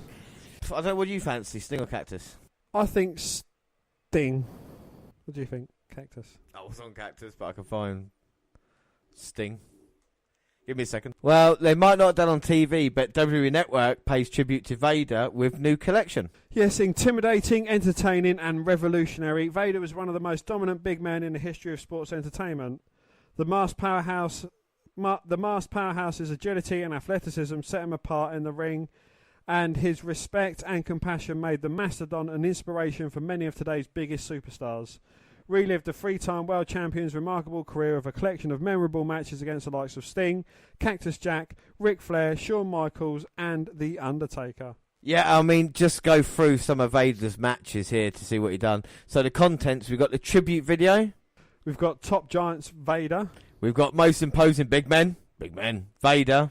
Table for Three, Vader, Sting, and DDP. We've got Leon White versus Stan Hansen. Leon White versus King Kong Brody. Vader versus Stan Hansen. Vader versus Sting on 2 occasions. Yeah, one at Starrcade, and the other one we're going to watch right now. We got Vader versus Ron Simmons. White Castle of Fear vignette. The Vader versus Sting White Castle of Fear strap match. The WWE mini-movie Beach Blast 1993. We've got the Vader versus Ricky the Dragon Steamboat Lumberjack match. Vader versus Cactus Jack in a Texas death match. Vader and Stunning Steve Austin versus Ric Flair and Arn Anderson. Vader wins Battle Bowl. Hang on a minute. Just look, we see Vader coming out here. And I think this is a really cool entrance, considering we're going back, fucking how long are we going back? 1992. We're going back 26 years. I think that kind of thing, the mask coming out with the lights on, I think it's alright. What do you think? Do you think it looks stupid? No, you're going to say it looks stupid. I thought it looks kind of cool. I think he certainly looks better than the Shockmaster's attempt at a mask. Yeah, I think you're right, but he puts it in the middle of the ring, and then the imposing smoke will come out. And Vader looking to get hold of the WWE World title here. Yeah, I mean, Vader wins Battle Bowl, we said that. Vader versus Ric Flair. Vader versus Hulk Hogan. Vader coming soon vignettes for WWE. Vader attacks Gorilla Monsoon. Vader and Owen Hart and British Bulldog versus Jake Roberts, Yokozuna and Ahmed Johnson. That's WrestleMania. Vader, Owen Hart and British Bulldog versus Shawn Michaels, Sid and Ahmed Johnson. Vader versus Shawn Michaels. That's SummerSlam 96. Vader versus Brett. Vader versus Undertaker. Vader versus Undertaker, Brett and Austin. That's an underrated match. That's Fatal 4-Way. That's a 1997 February pay-per-view, if you could catch that one. Vader versus Rocky Maivia. Vader versus Undertaker in a casket match. Vader and Mankind versus British Bulldog and Owen Hart. Vader versus Owen Hart. Vader versus Kane. And who can forget Vader versus Heath Slater when he returned. But now here comes the All-American Sting down. I mean, does this bring you back to your childhood like this now?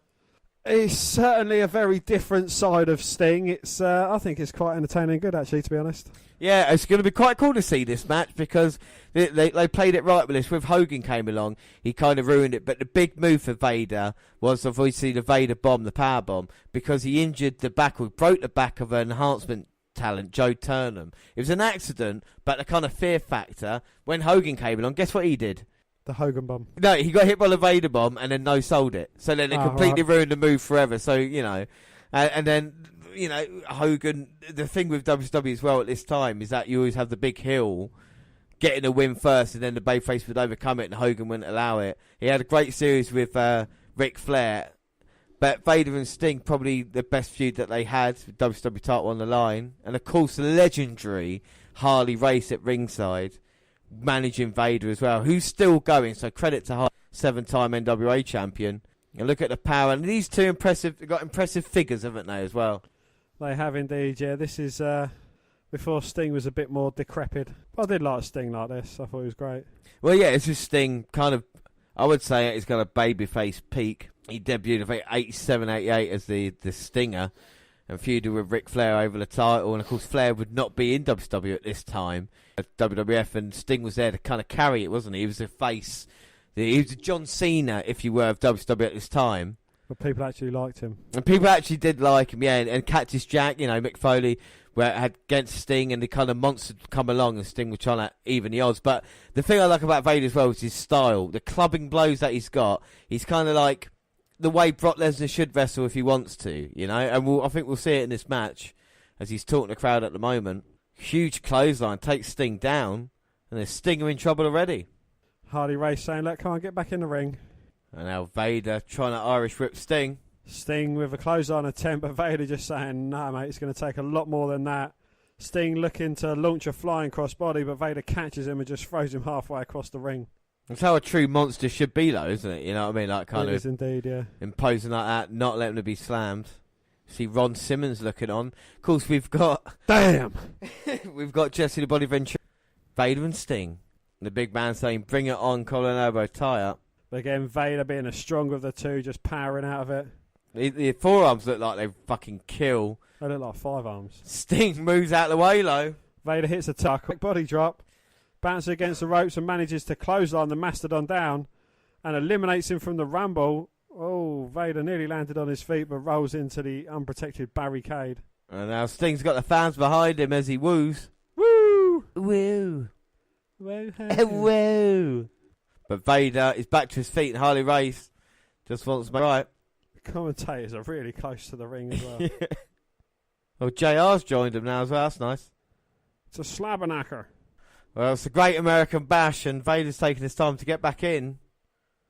We're going to get our bash on again. Well, Vader's had that precious time to recover, but Sting's recovered as well.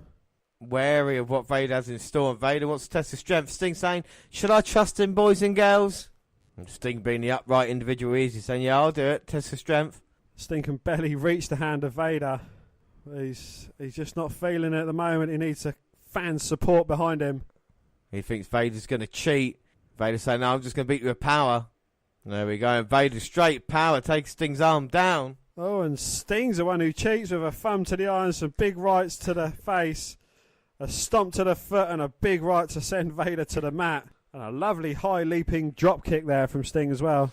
And Vader looked a bit shocked, and he's on the apron now. Sting with a kind of drop kick to Vader. Sting brings Vader back into the ring the hard way. Well, that's an impressive show of strength. Can he get him down? No. Only a 2 count. 2. Oh, my word. And Sting trying a big chest bump with Vader, but coming off second.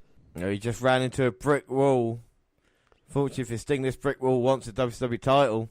And this brick wall hits back. Yeah. Vader Irish whip to Sting. Sting holding on though. A couple of kicks to Vader, rocking him. 3rd time lucky, and Vader goes down, but up quite quickly. Sting with a quick roll up. 1, 2. Oh. But back out. And he goes out to have a couple of words with his manager. Try and calm his nerves. Try and cool himself down. Compose himself. Well, it is big man versus little man. Harley Race getting annoyed. The cameraman can hear what the game plan is. Vader's speed and Sting's speed and quickness needs to be the advantage of this one. But Vader needs to win the match. Yes, and Vader's just got on his side. It's imposing power, that's for sure. And he is a big bull. He's a mastodon. Sting with a sunset flip. Looking to send Vader over, but Vader just drops onto the chest of Sting, probably breaking a few ribs in the process. Well, I think he's definitely got internal bleeding after that.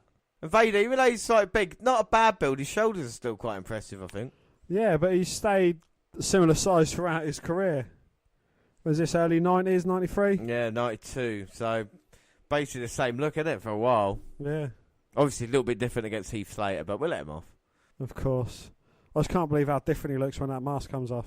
I mean, I wouldn't have expected it to look like that underneath. We were shocked in 1998 when he did that, yeah. We were just like, what? You can go back and listen to that. We've seen Vader recently, yeah. I've always liked Vader, always liked the sport as he goes for the slam. When used right, the monster, I should say, goes for the cover and Sting's going to flatten him out. No! Sting just getting the shoulder up at 2. 2. But he is the face of WCW. And he just deadlifts Sting up to his feet, picks him up, and he's just choking him out, and then throws him down. Well, there's nothing Sting could do about this. Just a methodic beat down from Vader. It has been a rag doll. Vader's got superior size, and now he's working a leg. Well, how'd you get a man that can outrun you to slow down? He'd take out his legs. Exactly, the spinning toe hold. Going to try and get the job done. Sting trying to fight out by kicking Vader, but Vader just catches the swinging leg. And Sting's got to be careful. His shoulders aren't down as well, so he's caught multiple ways. We see the back of two guys' heads. Oh, now Vader's turned it. He's got a sharpshooter locked in. It's a bit of an insult to Sting as well, having that move locked in. And Sting's now arm has dropped once. We're going to have a new champion. No, Sting manages to just stay in it. And look at the power of Sting picking himself up. Vader there just clubbing blow to the leg, send Sting back down. Randy Johnson might have no choice. But Vader's not relinquishing the sharpshooter. I think he's getting a bit tired, and Sting's managed to power out of it. Quite surprising. Well, Harley Race can't believe it either. But how long was that submission on for? The damage might be done. But Sting somehow managed to get to his feet. But Vader still pretty much in this match. Big right hand drops Sting with a Ric Flair-like bump. Vader in complete control. Another shot to the face. Backed up into the corner. Well, if this was a boxing match, it would be over by now. Now Vader Irish whip to Sting and a clothesline sends him down. Vader said it's over. Who's the man? You the man, Vader. Keep on him now. Don't go pandering to the crowds. You are going against the champion, after all. Picks Sting up by his head. Slams him down, dropping all his body weight onto him as well. But still, Sting managing to kick out. Oh. I can't believe Sting's still got the fight to stay in this one. Vader now might be getting a little bit annoyed. Probably getting frustrated, thinking, what can I do to put this man down? Maybe Sting's thinking to himself, I just got to take this punishment. I've got to wait until Vader wears himself out a little bit. Try and make a comeback there, but at this moment, it's not working. Sting is just getting picked apart by Vader. But as I say that, finally Sting is coming out the corner and fighting back. Ducks Vader's attempt. Oh, what's that, like a flipping heel kick? Takes the big man down. Well, Sting's showing a little bit of fire now, trying to get back into this one. Plants Sting with a DDT. But Sting plants Vader with a DDT. But he's too tired to take advantage of it. Maybe it gives him a second to get his breath back. But Vader already stirring. And incredibly, Vader's getting to his feet. The shoulder barge sends Vader to the outside of the ring. Sting sacrificed his body to try and take Vader out. Well, Vader is recovering quicker. I think he's having the voice of his manager in his ear. You know, willing him to get back into this match. Vader to keep his head, keep on it, stick to it. This is for the title, don't forget. And Vader making his way to the top. But Sting's up. Well, cuts him off as Vader's hanging prone over the top turnbuckle. Sting with some running punts to the midsection. One more time for good measure. Vader's in serious trouble. Sting, no. He can't, man, surely. Don't call me Shirley, but he is. He's picking Vader up, all 450 pounds of him. And what's Sting going to try and do? Look at him shaking. He's shaking with the power of Vader on him. Samoan drop. The fans explode. They think this is it, but Sting can't get the shoulder over. Finally gets to turn 1, 2. Oh, but Vader managing to kick out. No, that wasn't Sting's last gasp. He's trying to maybe German suplex Vader. Vader with big back elbow. Sting with a side headlock, though. Sting will not give up. Oh. Sting managing to roll through, but he hit referee in the face. Oh, hit the German, but Vader managing to kick out. Well, the referee recovered quickly there, but maybe he's out of position for a couple of seconds. Great strength by Sting. Picking up the weight of Vader, dropping him down. How much more energy has Sting got left? Drop kicks him back into the corner. Sting drop kicks Vader in. Stinger splash. Vader is in serious trouble now. He's rocking. Sting pushes him to the opposite corner. Got his head against the top turnbuckle. Stinger splash from behind. Oh my God. Well, Sting went high in low. And did his head hit the ring post? I think he might do. I think he's out for the count. Vader falls back and just sits down. Well, referee saying it's bad. Harley Race now shouting at Vader, saying he's out. Well, Sting's back up. Oh, no, he's back down. Oh my he's God. busted open. Vader with the cover. One, two. Oh, but Sting just managing to kick out. Well, the toughness of Sting after being busted wide open. He's a tough SOB. Now Vader wondering what to do. Sting's a bit punch drunk, and Vader's ducking Sting's onslaught. Sting just collapses to the ground in a lump. And I think Vader senses now it's time, it is Vader's time. Sting is dead weight, and Vader going to set him up for the Vader bomb. If he hits this, we've got a new champion. Bang. 1, 2, 3. Oh my God. And Sting has been defeated by Vader, and your new World Heavyweight Champion, Vader. Well, I mean, just imagine John Cena, Steve Austin, and Hulk Hogan having a match against a monster like this, and a monster doing this to them, you know? I mean, it's quite incredible to think that the powerbomb folded Sting up in half. The punishment he took in this match was something else, and Vader is the new WWE Champion of the world. I mean, I think that was a good match. Dan, what were your thoughts? I thought that was a very good match, yeah, especially for, that day and age. It wasn't your classic style wrestling that we get nowadays, but we wouldn't expect it to. This is, 25 years old. Exactly, yeah. Yeah, and I think the important thing is that it tells a great story with it. It's big man, little man. This time the big man came up on top. The good thing about what WWE used to do back in the day as well is their next match they have at Starrcade after a few months, Sting gets his revenge on Vader, you see. So, yeah, that's what I quite like about it. And you see the replay there, Sting not really having any impact with the turnbuckle, but still a story told, and Vader wins the WWE Even Championship. With that pin as well, he's just got all his weight onto the shoulders. Sting barely able to hold his own weight.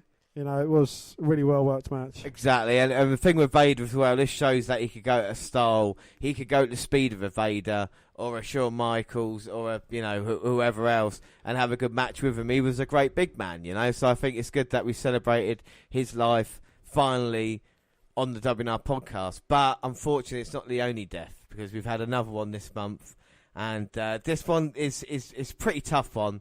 And WWE, well, Matt Cappotelli has passed away. This is from the WWE. Well, WWE is saddened to learn that Matt Cappotelli, a promising superstar who was a co-winner of WWE Tough Enough 3, passed away Friday at the age of 38. His death was first announced by his wife, Lindsay Cappotelli, on her Facebook page. Today, my love, my strong, sweet, beautiful love, took his last breath at 3:30 a.m. and went home to be with Jesus exactly 1 year after his brain surgery, she wrote in a post. Matt Cappotelli, who previously proved his athletic prowess as a member of the Western Michigan University football team, quickly made a name for himself in sports entertainment as a co-winner of Tough Enough 3. He shared the victory in 2003 with John Hennigan, who later became known as John Morrison. After coming out on top of the WWE reality competition, the duo quickly started their training in Ohio Valley Wrestling to become future superstars. Well, Cappotelli's OVW training was cut short in 2006 due to initial brain cancer diagnosis that was treated 1 year later. 10 years after surviving the first battle, his cancer resurfaced in 2017 and worsened later in the year. Fucking horrible when you hear it. It is, yeah. In 2017, Cappotelli spoke with WWE.com about his second bout with cancer. Despite the troubling outlook, he continued to publicly fight his illness in hopes his story might help others find the strength to keep fighting their battles too. He says, life is the most precious gift we're given. If we can inspire others to not give up on life they are blessed to have, that's what I'm trying to spread. Hope. WWE extends its condolences to Matt Cappotelli's family, friends and fans. Well, the superstars remember him as well. And John Morrison, like we said, co-winners, put, my first best friend in the wrestling business, and to this day, one of the best people I've ever known. Matt Cappotelli has passed on. I'm gutted about this news. Matt inspired everyone around him, especially me in my career. He is loved and will be missed. And other superstars shared their memories and condolences. Stephanie McMahon said, #RIP Matt Cappotelli. You showed everyone what it means to never give up and to always stay positive. It was an honour to know you. Cassius Ono said, crushed to hear about the passing of Matt. He was talented, passionate and possessed of a heart of gold. Everyone should fight as hard as Matt fought. Condolences to his friends, family and countless others he's touched in his journey. Rest in peace, Cap. Shelton Benjamin said, saddened to hear the passing of Matt Cappotelli. He was a great guy who deserves so much more. R.I.P. brother. The Miz says in 2005, Matt and I were going to be brought up to WWE SmackDown as a tag team reality check. One day, out of nowhere, he called me and said he'd just been diagnosed with brain cancer. On the phone, even with the scary news, he remained positive and was going to fight to beat cancer. He has been fighting for his life ever since. Every time I saw him, he was positive and always had a smile on his face. Today, we lost a good one. A true fighter. My condolences to his wife and family. Matt, you will be missed, my friend. Lance Storm said, very saddened to hear that Matt Capitelli passed away. I had the privilege of working with and getting to know Matt during my time in OVW. If everyone strived to be half the human being Matt was, the world would be a wonderful, wonderful place. Well, Mickey James says, rest easy, my friend. So grateful that I had the opportunity to know you, to laugh with you, to make so many memories in OVW together with you. They say only the good die young. That rings all true with you. Your heart belongs with the angels. Drake Maverick said, R.I.P. Matt Capitelli. What a wonderful, brave man. You fought harder than anyone could ever imagine. Rest peacefully. Condolences to the family. And Tommy Dreamer says, blessed to know Matt, since his wrestling journey began, he was more hardcore and tougher enough than any person I've ever known. Glad to have reconnected with him. He never stopped fighting or questioned his faith. Great human being. And I mean, all the Twitter messages about him have been absolutely positive, and not a bad word has been said. And it's great to hear, and it's a damn shame what happened. But it's nice that he's getting his due at this time as well. And it's sad news, isn't it? But it is, yeah. Unfortunately, that's what happens in life, and I think it proves to us that you got to live life to the fullest and do what you want to do, you know. So after that, we'll try and move on, and our favourite time of the month, we've come down, and we're going to bring everybody back up because it's time. And when does NXT Update start? Now!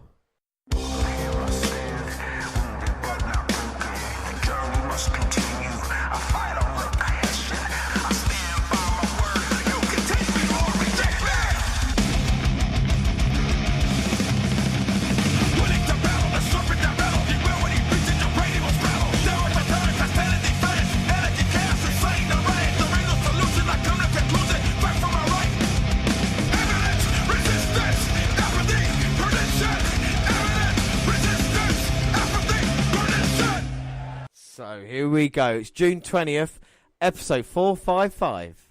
Highlights of all the matches from last Saturday at TakeOver Chicago 2 bring us into the episode, along with a scroll of social media messages from WWE superstars and legends about Vader.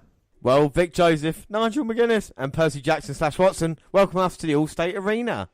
Well, Bianca Belair with the long hair defeated Dakota Kai via pinfall following her Torture Rat sit-out facebuster. Well, Bianca brings the fight right to Kai, pie-facing and shoving her, but Dakota runs the ropes to get away and lands some kicks, which get her a cover even to cinch a gut wrench to start working the power game. She eventually hurls her into the corner and follows up with the shoulders, then hits a delayed vertical suplex and bounces Kai off the top rope before finishing it for good measure. She stretches Dakota and punches to the midsection, then Bianca slams her down and talks trash. She tries to bounce Belair off all four sides of the ring on her next delayed vertical, and that lets Kai slip free for a roll-up. Bianca reigns control. She gets her knees up on a splash attempt and follows up with an enziguri for a near fall. She does the face wash, kicks in the corner, but gets caught trying to climb for an aerial assault. Dakota dodges a braid attack but gets caught with a stiff forearm and then gets picked up for the closer. Well, Percy narrates a recap of Velveteen Dream versus Ricochet. That segs to Kathy Kelly 4-hour interviews with each man.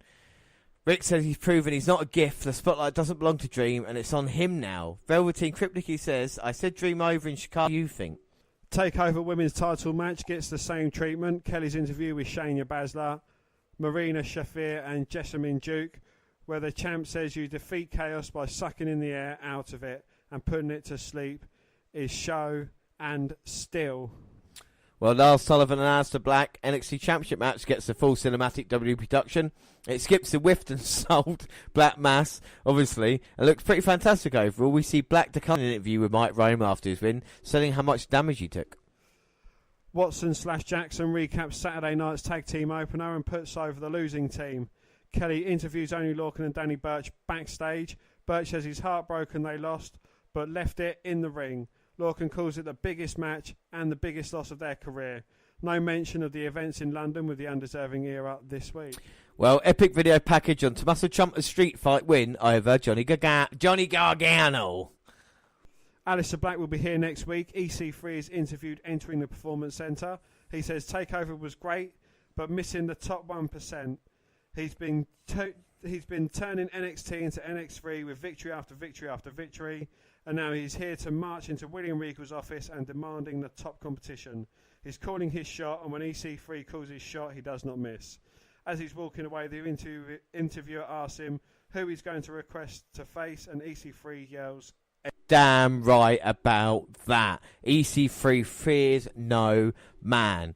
But our main event is the War Raiders versus the Mighty. Now, the Mighty coming out here, and they are, of course, TM61. Used to be known as the Mighty Don't Kneel, so now they're kind of going back to that. And they've got heelish, haven't they? You've got Shane Thorne and Nick Miller here. Shane Thorne on the left. Thorne with the beard, Miller not. Yeah, and they're coming out here. They look to be in action, and we've talked about the NXT Tag Team division being open. We've got the Raw Raiders. They've not really impressed you as...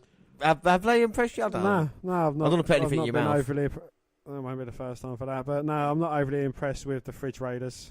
No, and I'm still not sure about the Mighty look like they're kneeling, because we've not really seen a big victory. Will this be one tonight? You know, it might be an interesting matchup. See who next in line for, of course, the Undisputed Era, but we start off here, and it's Miller and Thorne starting. They take out Hansen, and they turn their attentions both to Rowe. Rowe's in a bit of trouble now, and he screams at the Mighty. Thorne's in, telling the referee to start this, a running boot. Well, that's beautiful by Rowe there. Now he's got Miller. An exploder suplex for Miller, sends him out the ring as he tags in Hansen.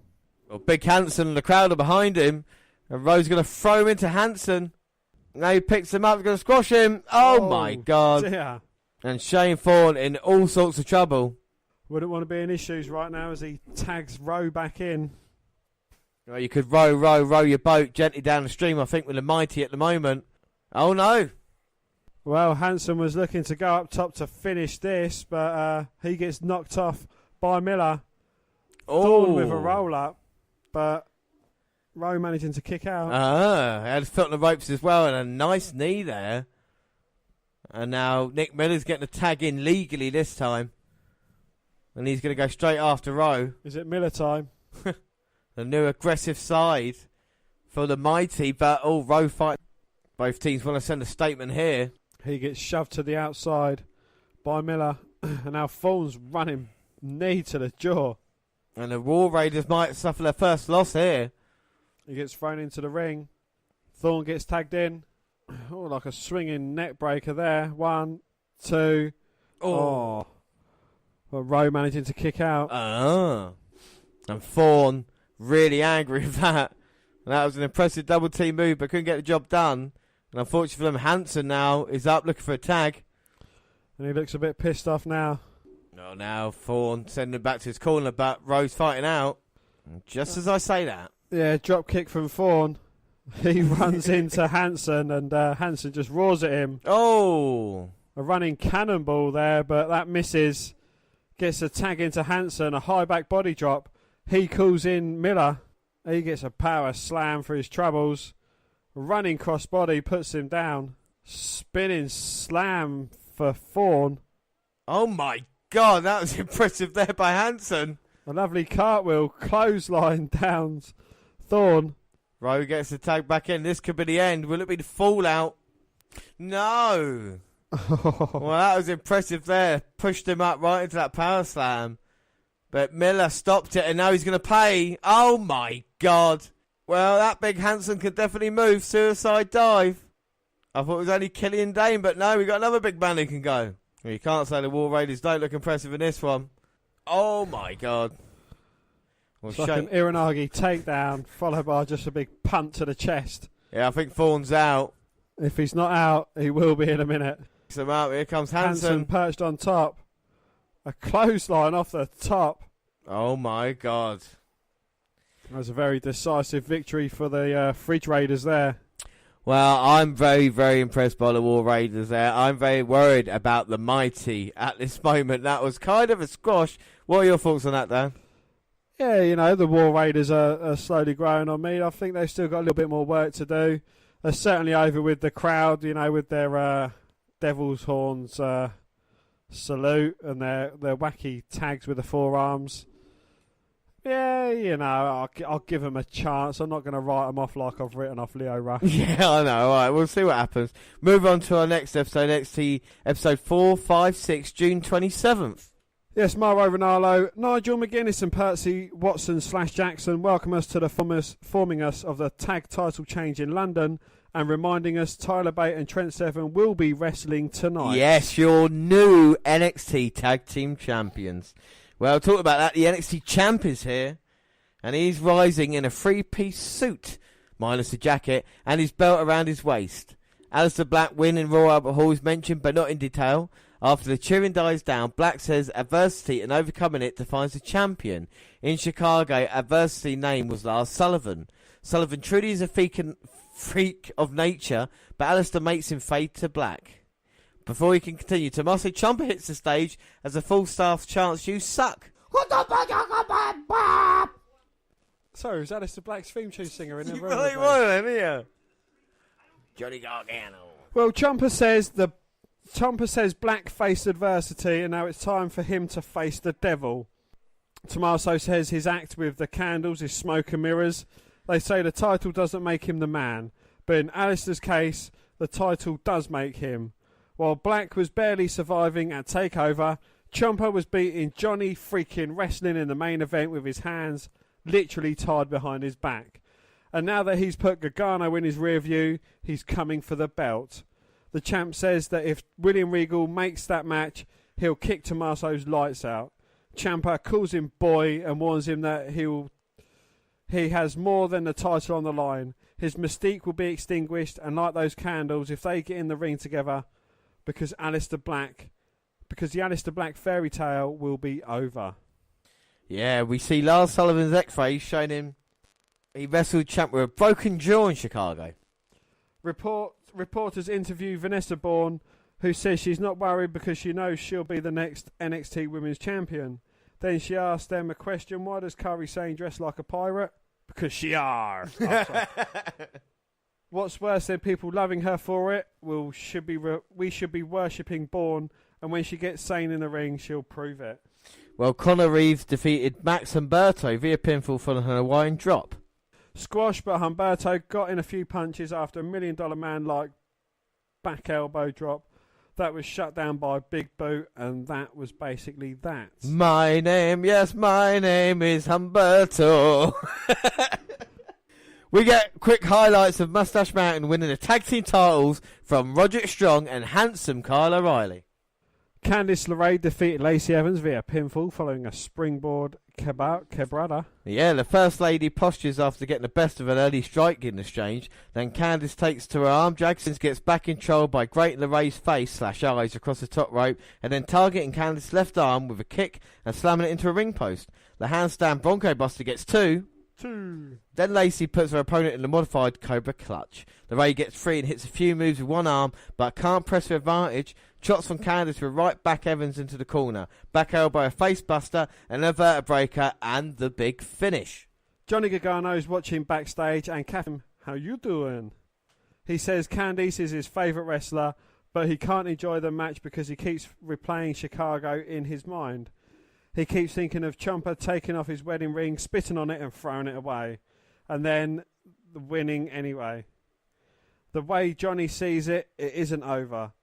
They've each won one, so he's going to Regal's office to demand another match with Tommaso. He doesn't care where it happens, even a grocery store, but this isn't finished until his former tag partner is finished. My God, that's some serious stuff. Heavy Machinery is grinning some sausages, but Tucker Knight and Otis Dozovich are not feeling like fun and games. They want to pay the Mighty back for Nick Miller and Shane Thorne cheating them out of the win. Percy Watson/Jackson tells us about a tweet from the GM saying Johnny needs to move on from Tommaso, so next week he'll face EC3. Oh, shit. I mean, EC3 wanted competition, but Gargano is the man possessed at the moment. Well, Candice talks to Kelly, who asks how she's focusing on her own career with everything that's going on with her husband. She says she's made a mistake before of letting his stuff get in the way of her dream. While she's still concerned about him, she's done worrying about him. In a way, his passion and dedication inspired her to go after the NXT Women's title.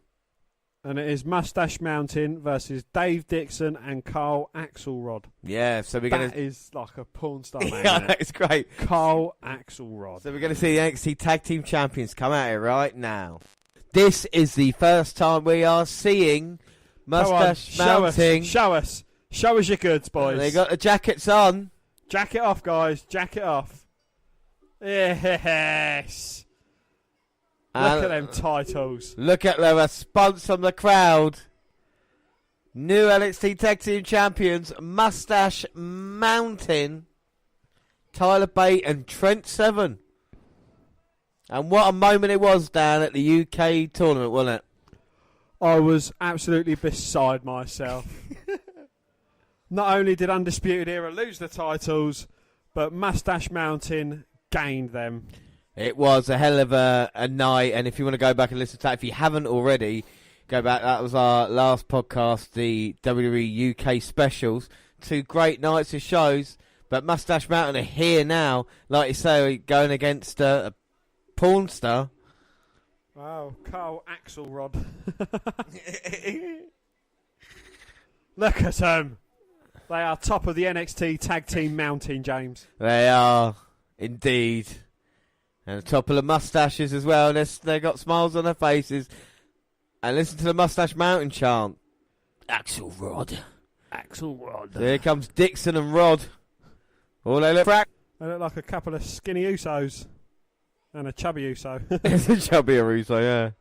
But it looks serious. Oh! Undeserving Era. Obviously bitter about losing their titles. Come out and attack the challengers. Oh, what is this about?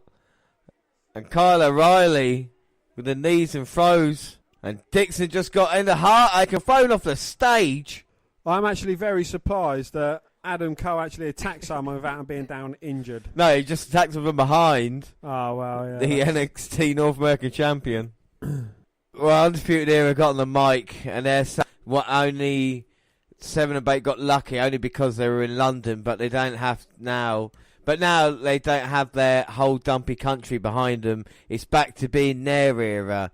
And it's Undisputed. And then Adam Cole gets on the mic and says some shit I'm not listening to. Roderick Strong there as well. And they're going to circle the ring. And again, the numbers advantage Undisputed Era are going to use, aren't they? Because that's what they have to do. That's the only thing they can do. And here we go. They're going to come in. 3-on-1 disadvantage to the tag team champs. But who's this?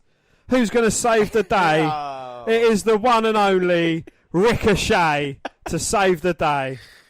Bang! Look at that superhero pose, James. No Adam Cole, baby. Right. Ricochet's not going to let that go down that way. Well, he's here to eat odds and 3-on-3. And tell you what, that don't look too bad, does it, at the moment? 3 great wrestlers against the undeserving Era. So we're back from the break, and Mr. Regal has said that it's going to be a 6-man tag team main event, and what a way to start. Well, what a way to start. What a main event this is. Indeed, yes, and it is Kyle O'Reilly starting off with Tyler Bate. Well, handsome Kyle O'Reilly takes down Tyler Bate. And, I mean, you love Mustache Mountain, and they team up with Ricochet. You must be over the moon at this. I am indeed, yes, James. It is just like... when EC3 teams up with the Hype Bros. Yeah.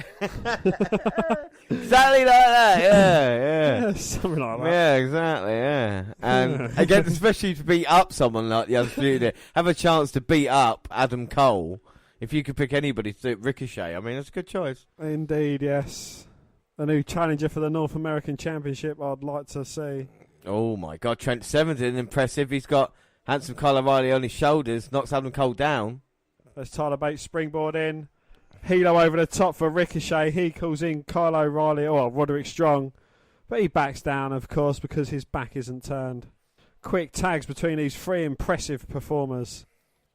Oh my God. Was that a ripcord elbow smash, but Kyle O'Reilly manages to get out of it. Oh my God. An arm breaker on Trent Seven, drags him back to the Undeserving Era corner, and Adam Cole tags himself in. Might as well just take a dump in the ring and call it Adam Cole personally, but... Well, I don't know. He has impressed me in recent times. You know, he successfully defended his North America Championship against Wolfgang at the Royal Albert Hall. Oh my God.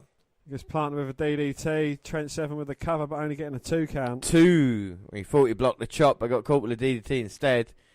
And he's in the wrong part of town at the moment. Tyler Bate gets tagged in. Adam Cole trying to fight out from the Mustache Mountain duo. He gets planted by Trent Seven, tags Roddy Strong in. I think Roger Strong got the blind tag, but he's got caught now with a slam. Undeserving Era. Oh, backflip from Seven. No, just a back set. Ricochet's in. He gets a tag from Tyler Bate. Takes down handsome Kyle O'Reilly.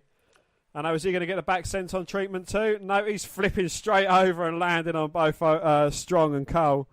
Goes for a cover on Strong. Strong managing to kick out. Very impressive by Mustache Mountain and Ricochet. And Ricochet's got a mustache as well, so he might be involved in the crew. It's not just beards, like we say, or it's not just mustaches. So they've both got beards at the moment. Strong, big boot, and bait. Call that the old bait and switch. Oh, plants Adam Cole. Kyle O'Reilly looking for 3 shots. He gets caught as well. And Tyler Bate is looking fucking awesome. He took all 3 men and were out with that punch, but now Strong's got him on his shoulders. Backslide from Bate.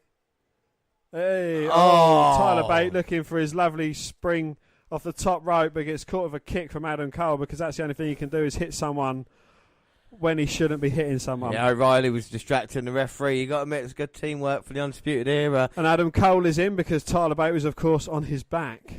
And now he's stomping down Tyler Bate. He's showing an aggressive side, and here comes Kyle O'Reilly. They are not happy. They lost the NXT Tag Team titles. Upset when Ricochet takes that title from Adam Cole's hands. And now Kyle O'Reilly mocking Mustache Mountain. And that's going to be a mistake. Tags in Roddy Strong on a chop to Bate and then a hand stomp. And he's being worn down. Strong's got the submission. Now he turns it as well. So Tyler Bate's basically choking himself. It's a variation of Tasmission, isn't it? Yeah, very impressive by Strong. Bate's getting to his feet, though. Bate with the arm drag, but gets caught with a drop kick from Strong. Roddy with a cover too. But Bate managing to kick out. Strong bringing Bate back in the Undisputed Era's corner, and Adam Cole's in. Might be the most action Adam Cole's had in a while. Adam Cole now snap suplex Tyler Bate, float over. Bate managing to kick out. And then got his name for a second.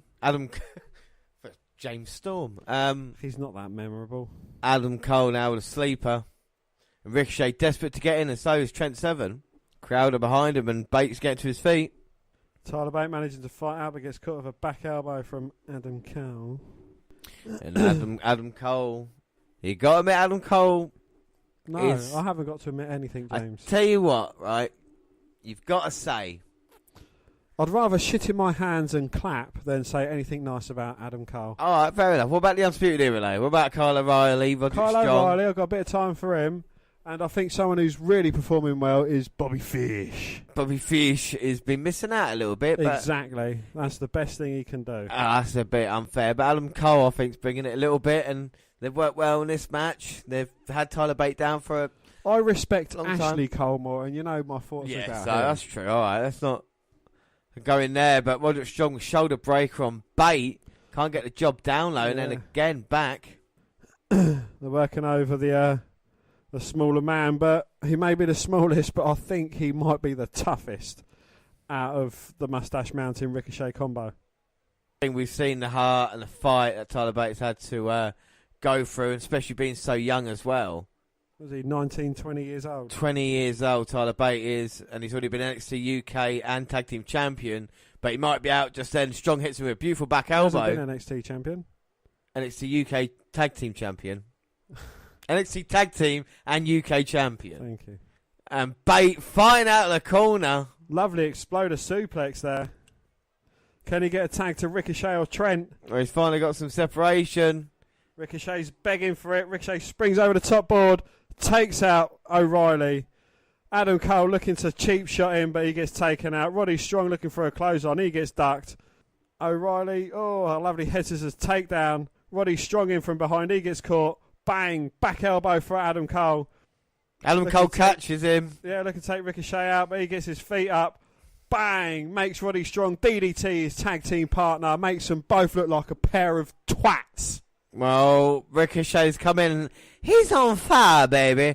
And he drop kicks and slaps Kyle O'Reilly, sends him into the second rope. Oh, a lovely 619. Stealing another person finisher. Here comes Ricochet with a springboard in. That's not a finish, that's just a tee-up move. Beautiful uppercut. Beautiful uppercut. Going for the pin, but Kyle O'Reilly kicks out. And handsome Kyle O'Reilly there, showing his heart and determination. Ricochet's been a ball of flames. Bates in a bit of trouble. Picks him up. Is he looking for Exploder? But O'Reilly's fighting out with some back elbows. No. Lovely Northern Lights. Ricochet rolls through but gets caught in a guillotine. And that is fantastic by O'Reilly. Ricochet's got nowhere to go at the moment. But the strength of him, look, he's powering O'Reilly up to a vertical base. O'Reilly's tugging and writhing away. Blind tag in for Trent Seven. Great ring awareness from Ricochet. And Trent Seven there, just pulling him off. Beautiful transition, getting him into full Nelson, but O'Reilly stomps and stops it. He gets a backhander from Seven. Turned inside out. Lovely suplex. 1, 2. O'Reilly just managing to kick out. Well, how close was that? And now Mustache Mountain double team, but O'Reilly catches Seven. Oh, what? Did Adam Cole just attack someone from behind? He just took That is so unlike him. He took Tyler Bate out.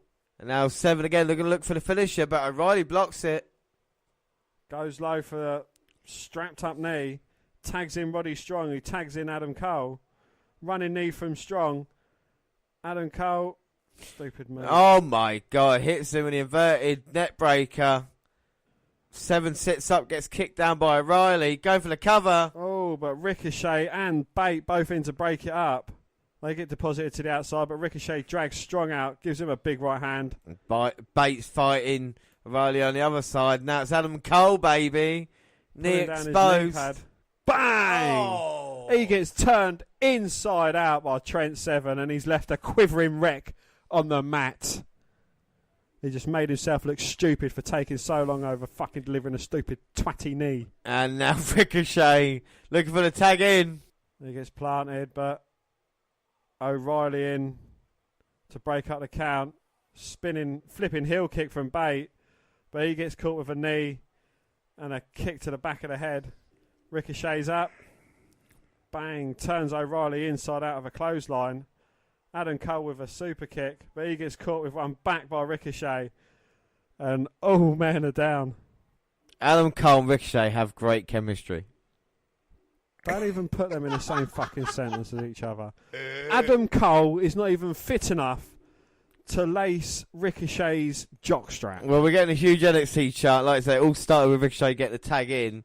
John hit the pin on Adam Cole. Both of these illegal guys. And we've got O'Reilly and Bate on one side of the apron fighting. Load of yay and A punches going along all around the ring. You've got Seven and Strong on the other side. Ricochet and Cole in the middle. Bate with a knee. Bate gets hit with a knee by O'Reilly. Roddy Strong drops Trent Seven on the apron with a Ricochet rolling through, clotheslining Adam Cole inside out. O'Reilly and Fish. Oh, Ricochet, my baby! Well, Strong and O'Reilly missing that. Ricochet catching the boot of Adam Cole. Ricochet planting Cole. He lands in a very prone position.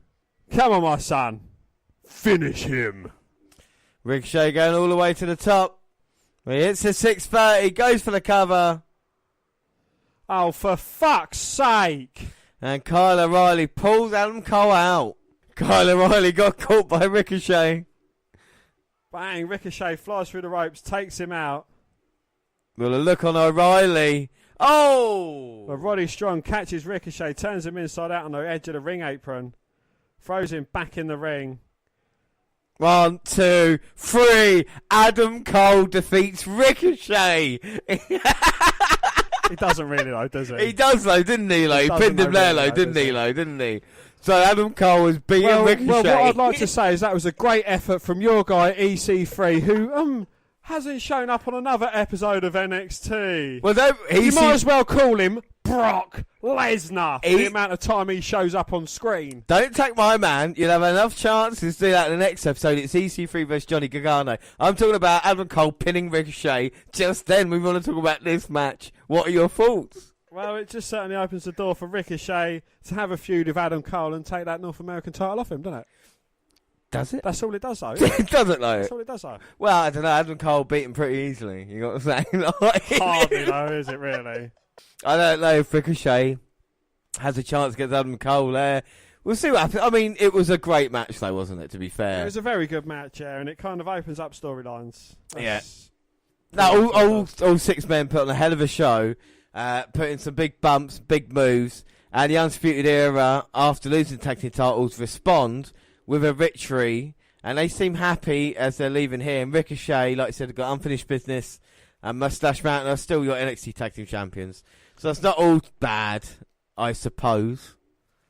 But, Dan, take a chill pill. Yep, so it's July 4th, episode 457, our next episode of NXT. And Mauro Ranallo acknowledges the US holiday.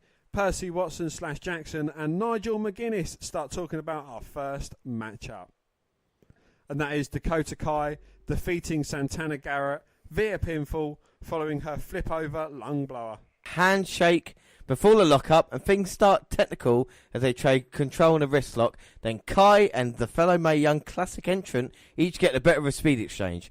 Garrett gets a near fall and locks in a submission focusing on Dakota's arm, but after blocking an attempt to jaw Jacker, Kai hits a step up in Enziguri. A usual flurry of kicks follows, and then Team Kick Captain manages to win it. We see footage of EC3 and Johnny Gargano entering the arena. EC3 is smiling and high-fiving fans. Johnny looks angry and walks past everyone. I know, what a horrible guy Johnny Gargano is for not doing that. At least EC3 does. Tucker and I notice Dozer Victor in the weight room when Dozer goes to check on their stakes. He hears a crash and runs back to find Tucker holding his ankle amidst some weights as 2 men scurry off in the background. Well, Shayna Baszler enters in street like. Everyone kept asking her how she'd handle someone like Nikki Cross.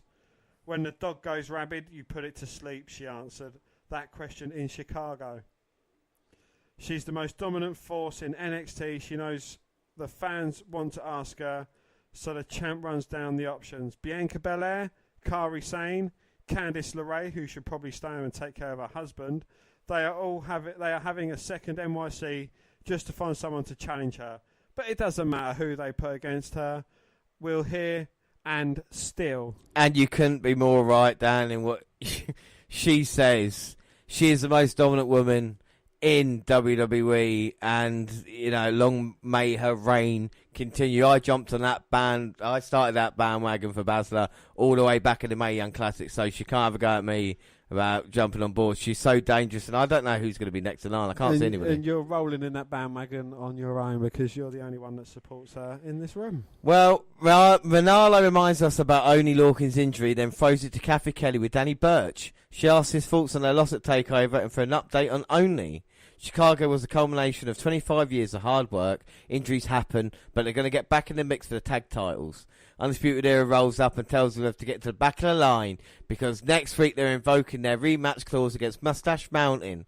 Birch reminds them about his success against them over the past few weeks, and Adam Cole asks where their big heads have come from. He thinks it's from when he gave Oney a North American title shot.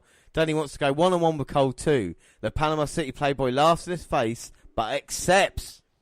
We get a War Raiders hype video followed by a recap of last week's Aleister Black Tommaso Ciampa promo duel. And then we will learn that Ciampa gets his NXT title shot in 3 weeks. The Mighty defeat Heavy Machinery, Otis Dozovic via pinfall. Dozer goes it alone to avenge the injured Knight, and his strength lets him take out Nick Miller and Shane Thorne pretty easily at the outset. Eventually, Miller feigns an injury and Thorne sneaks behind the ref to pull Otis to the floor by his hair. He survives a double team for a while and gets to a nice crowd-pleasing comeback after reversing a tandem suplex to throw both Aussies by himself. That leads to caterpillar elbows on the Mighty, but Miller pulls Thorne away from a Vader bomb.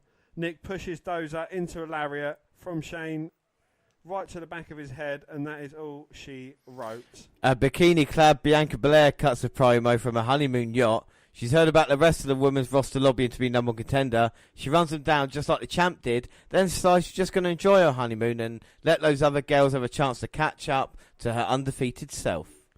Interviewers catch up with Kairi Sane, who says she's heard what Vanessa Bourne said about her. She thinks Bourne should focus on fighting. She plans to make her walk the plank, then go after the trade title.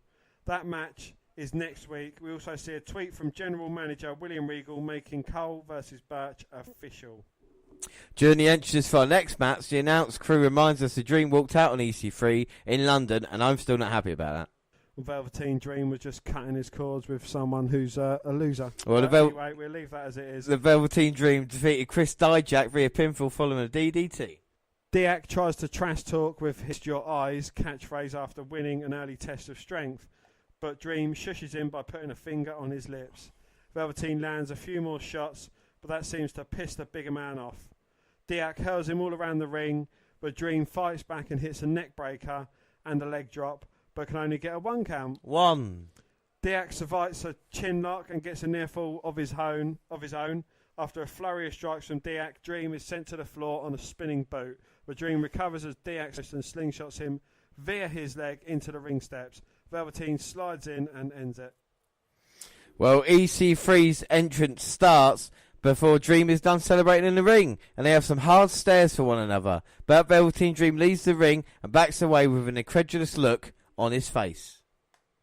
The tag champs are informed. Roderick Strong and Kyle O'Reilly are invoking their rematch clause. Trent Seven and Tyler Bate look forward to proving Undisputed was wrong to treat them as jokes. They beat them clean in London. It's only fair they do the same in the States.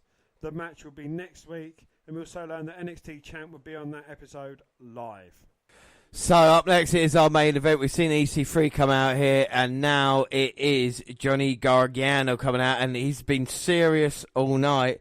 But I don't know, EC3 is my man, and like we say, he wanted the challenge, he's going to get one. If he can beat Johnny Gargano, I think... Don't call me Shirley. He's next in line for an NXT title. Sure. And it could potentially well be Ciampa he's facing for the title belt. I mean, what a great story, though. I mean, I love EC3, but what a great story of Gargano winning the NXT title off Ciampa. I know your man would be in trouble and my man here tonight, but I think that's the way it could go. Or Ciampa gets the ultimate victory of sending Gargano into this person that he is. This is not the same Johnny Wrestling that was a year ago, was it, you know?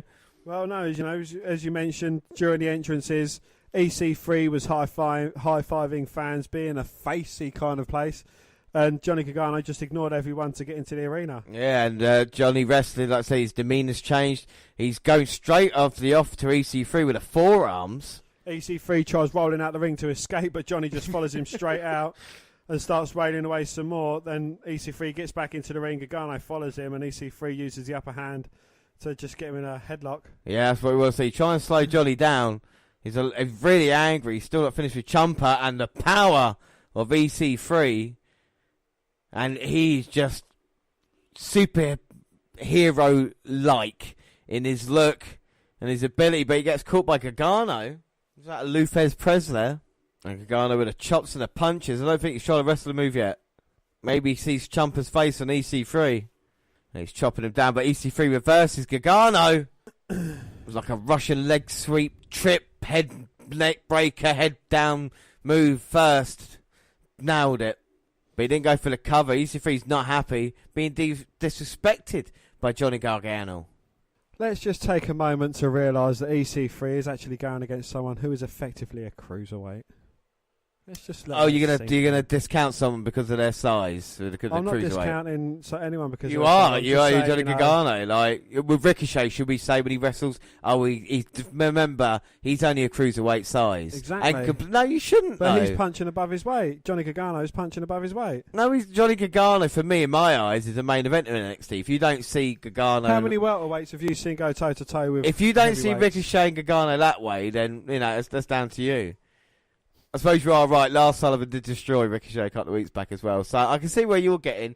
But no, Gargano needs that credit. Wasn't Ricochet to him. halfway through a match? Yeah, Ricochet. Yeah, but then he had the handicap match he lost to him. I'm not going to go through it. We talk about EC3. Like you say, he is dominating Johnny Gargano at this moment in time. He's a cruiserweight. Using his power, using his experience, using his strength. This is EC3 that we all know about. And mark my words, NXT will be NX3. And that's just the way it works. My men always come out on top. And EC3 is going to... Maybe it's a longer road than normal, but he will be champion. I mean, he looks like a champion right now. I'm sorry, but is it my man that's currently on top? Yeah, now. After beating my man, who was on top? Oh, just Jumper. Who beat your man, who was on top? Who beat my man, who was on top. So don't say that my men don't come out on top. I'm out of man. My other man, Buddy Murphy in NXT, is doing quite well on 205 Live. And Gargano fighting out the submission. You just pissed off Adam Cole beat Ricochet last week. That's all you're still annoyed about. I won't bring it up again. That's Gargano, Irish Whips, EC3, who reverses an impressive back elbow there by Ethan Carter III. Gargano struggling to get to his feet in the corner. EC3 just squashes him. I guess it was the EC3 splash. Snapmare takedown. Now this nerve grip. Oh, this is dead. This is paralysing Gargano at this moment in time. Deadly Derek Bateman. He is he's Bateman, bruv. And EC3 there slamming Johnny Gargano down. And he's out of breath for slamming someone. He's not out of breath. Would you stop being so negative? EC3. It is over and done now. Beautiful elbow drop. I didn't think this was going to be this easy. This is a bit like England versus Sweden. Didn't think it was going to be so easy. I take it Johnny Gargano is playing a part of England. No, he's not. I don't... well, Ethan, I'm just glad this is the last NXT match that we are watching. Because you're in a foul mood, sir. And hopefully when we come back for the August W Net review, we'll have an NXT tag team titles on the line as well. So Gargano's fighting out here. EC3 tries to deposit him over the top, but Gargano lands on his feet, hits a step up Inseguri. Oh, springboards his way with a spear, taking down EC. Johnny's getting fired up now. He's ready for this one. Suicide dive takes out EC3. Oh, and Ethan Carter III falls back on that steel ramp. And no matter how muscly you are, that's got to hurt. And he is very, very muscular. Gargano's back in though. He's got a different look on his face. EC3 dodged it though. Yes! Runs through him with a clothesline. And that's it. Oh! But Johnny Hart wrestling, winky face, Gargano manages to kick out. I'm disappointed. That was a clothesline from the depths of hell. And Gargano getting the shoulder up, but maybe EC3's going to put him away now. Come on. Gargano trying to fight this. The crowd are split between Gargano and Ethan Carter III. And EC3 fighting back, and Gargano is as well. Here we go. EC3's got it. We're going to try a pole driver. Gargano with a lovely step up in Seguri drops EC3 to his knees. EC3 runs in, but to a boot. Gargano off the second right, but look at the power of Ethan Carter III. Powering Gargano up. Oh, is he getting caught in the Gargano escape? No, EC3 fighting it. All their muscles in the world should be able to fight through. And he does easily. And not only that, but he powers up Gargano and sit-out powerbombs him. Well, he lifted him up as if Gargano was a cruiserweight. Oh wait, he is a cruiserweight. Well, Gargano then turning it into a... Brilliant there. Brilliant by EC3. You've got to be impressed. I can't mean anything. Come on, Ethan Carter III. Put Johnny Wrestling away. Look at this. Gargano looked at EC3. They stared at each other, and then Gargano just kind of snapped. Punches to Ethan Carter III. Now the super kick. One dropped into his knees. The second dropped into his back. And this is a different side to Johnny Gargano. He drops his knee pad. EC3 is rocked. Oh my God. Catches him on his shoulders. Come on. Hit the top 1%. No, Gargano blocks it. Struggling him down for the Gargano escape. Oh no. And even with all their muscles, can he get out of it? Come on, Ethan. It's cinched in deep. He's using that muscular arm to drag himself to the bottom rope. Yeah, he got there. Oh my God! Thank God he broke it. There's a damage already been done though. Well, that is one of the most deadly submissions in the entire WWE. But EC3's got to get his wherewithal, and Gargano going back to it. Right near the ropes, ref. Come on. Come on, ref. Count to 5. That should be breaking it. Well, he's not breaking any laws. Boom! A running knee knocks EC3 for 6. Well, he's on the apron, and I think Gargano, all he can see is Tommaso Ciampa in Ethan Carter III. We have not seen Gargano like this. He's like a man possessed.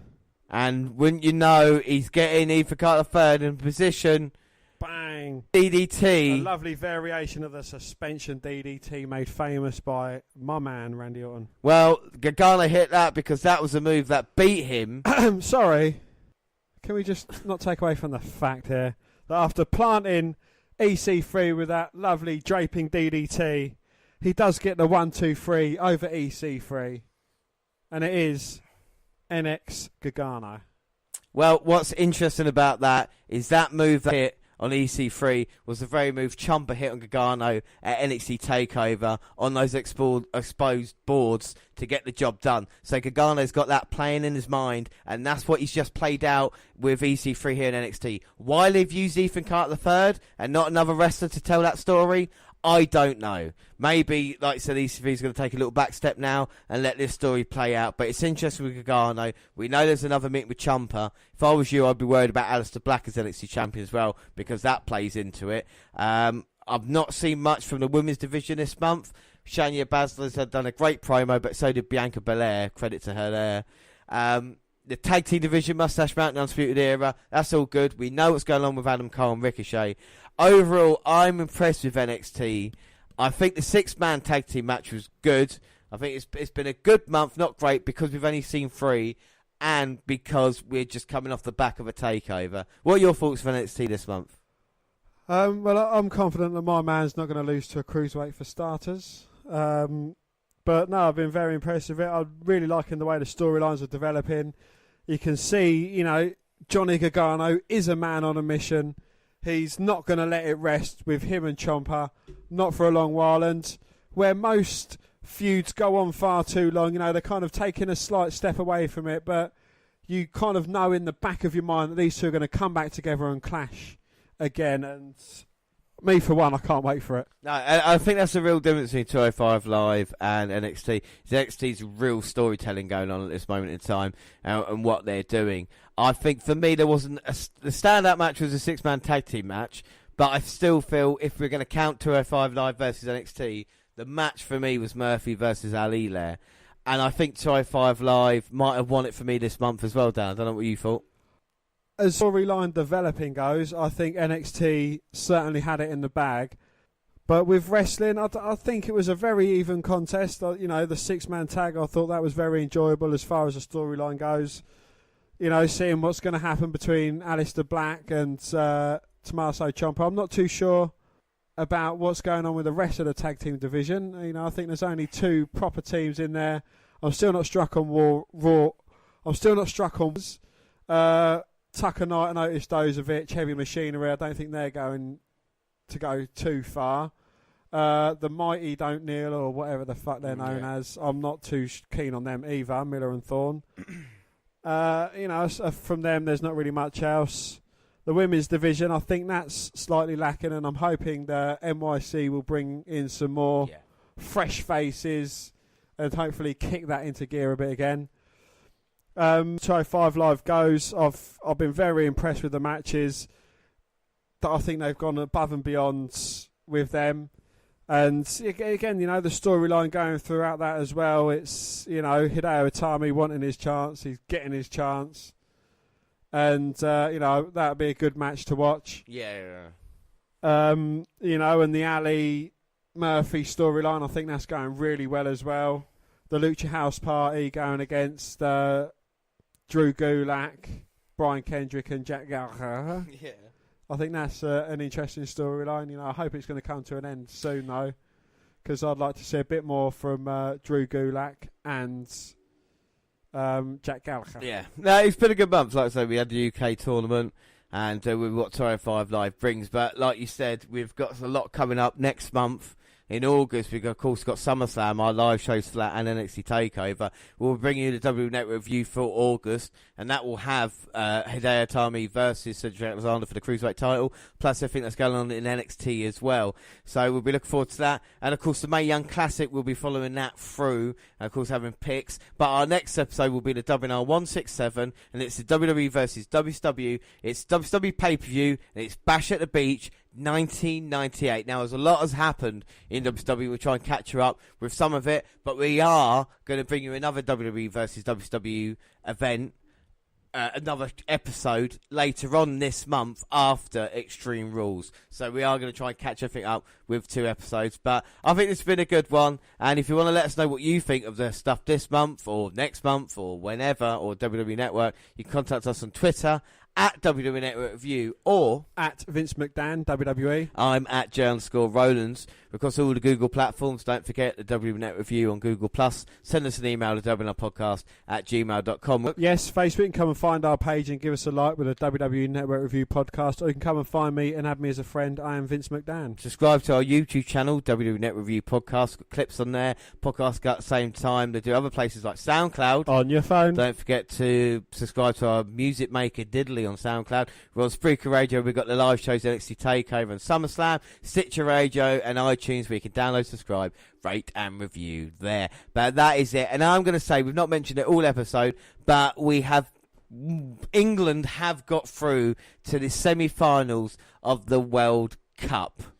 As of recording, yes, we was a bit late starting our recording for this weekend, and yes, England did beat Sweden 2-0. It was quite a very good performance, and we'll be facing Russia in the next round. So, Croatia. We're facing Croatia in the next round.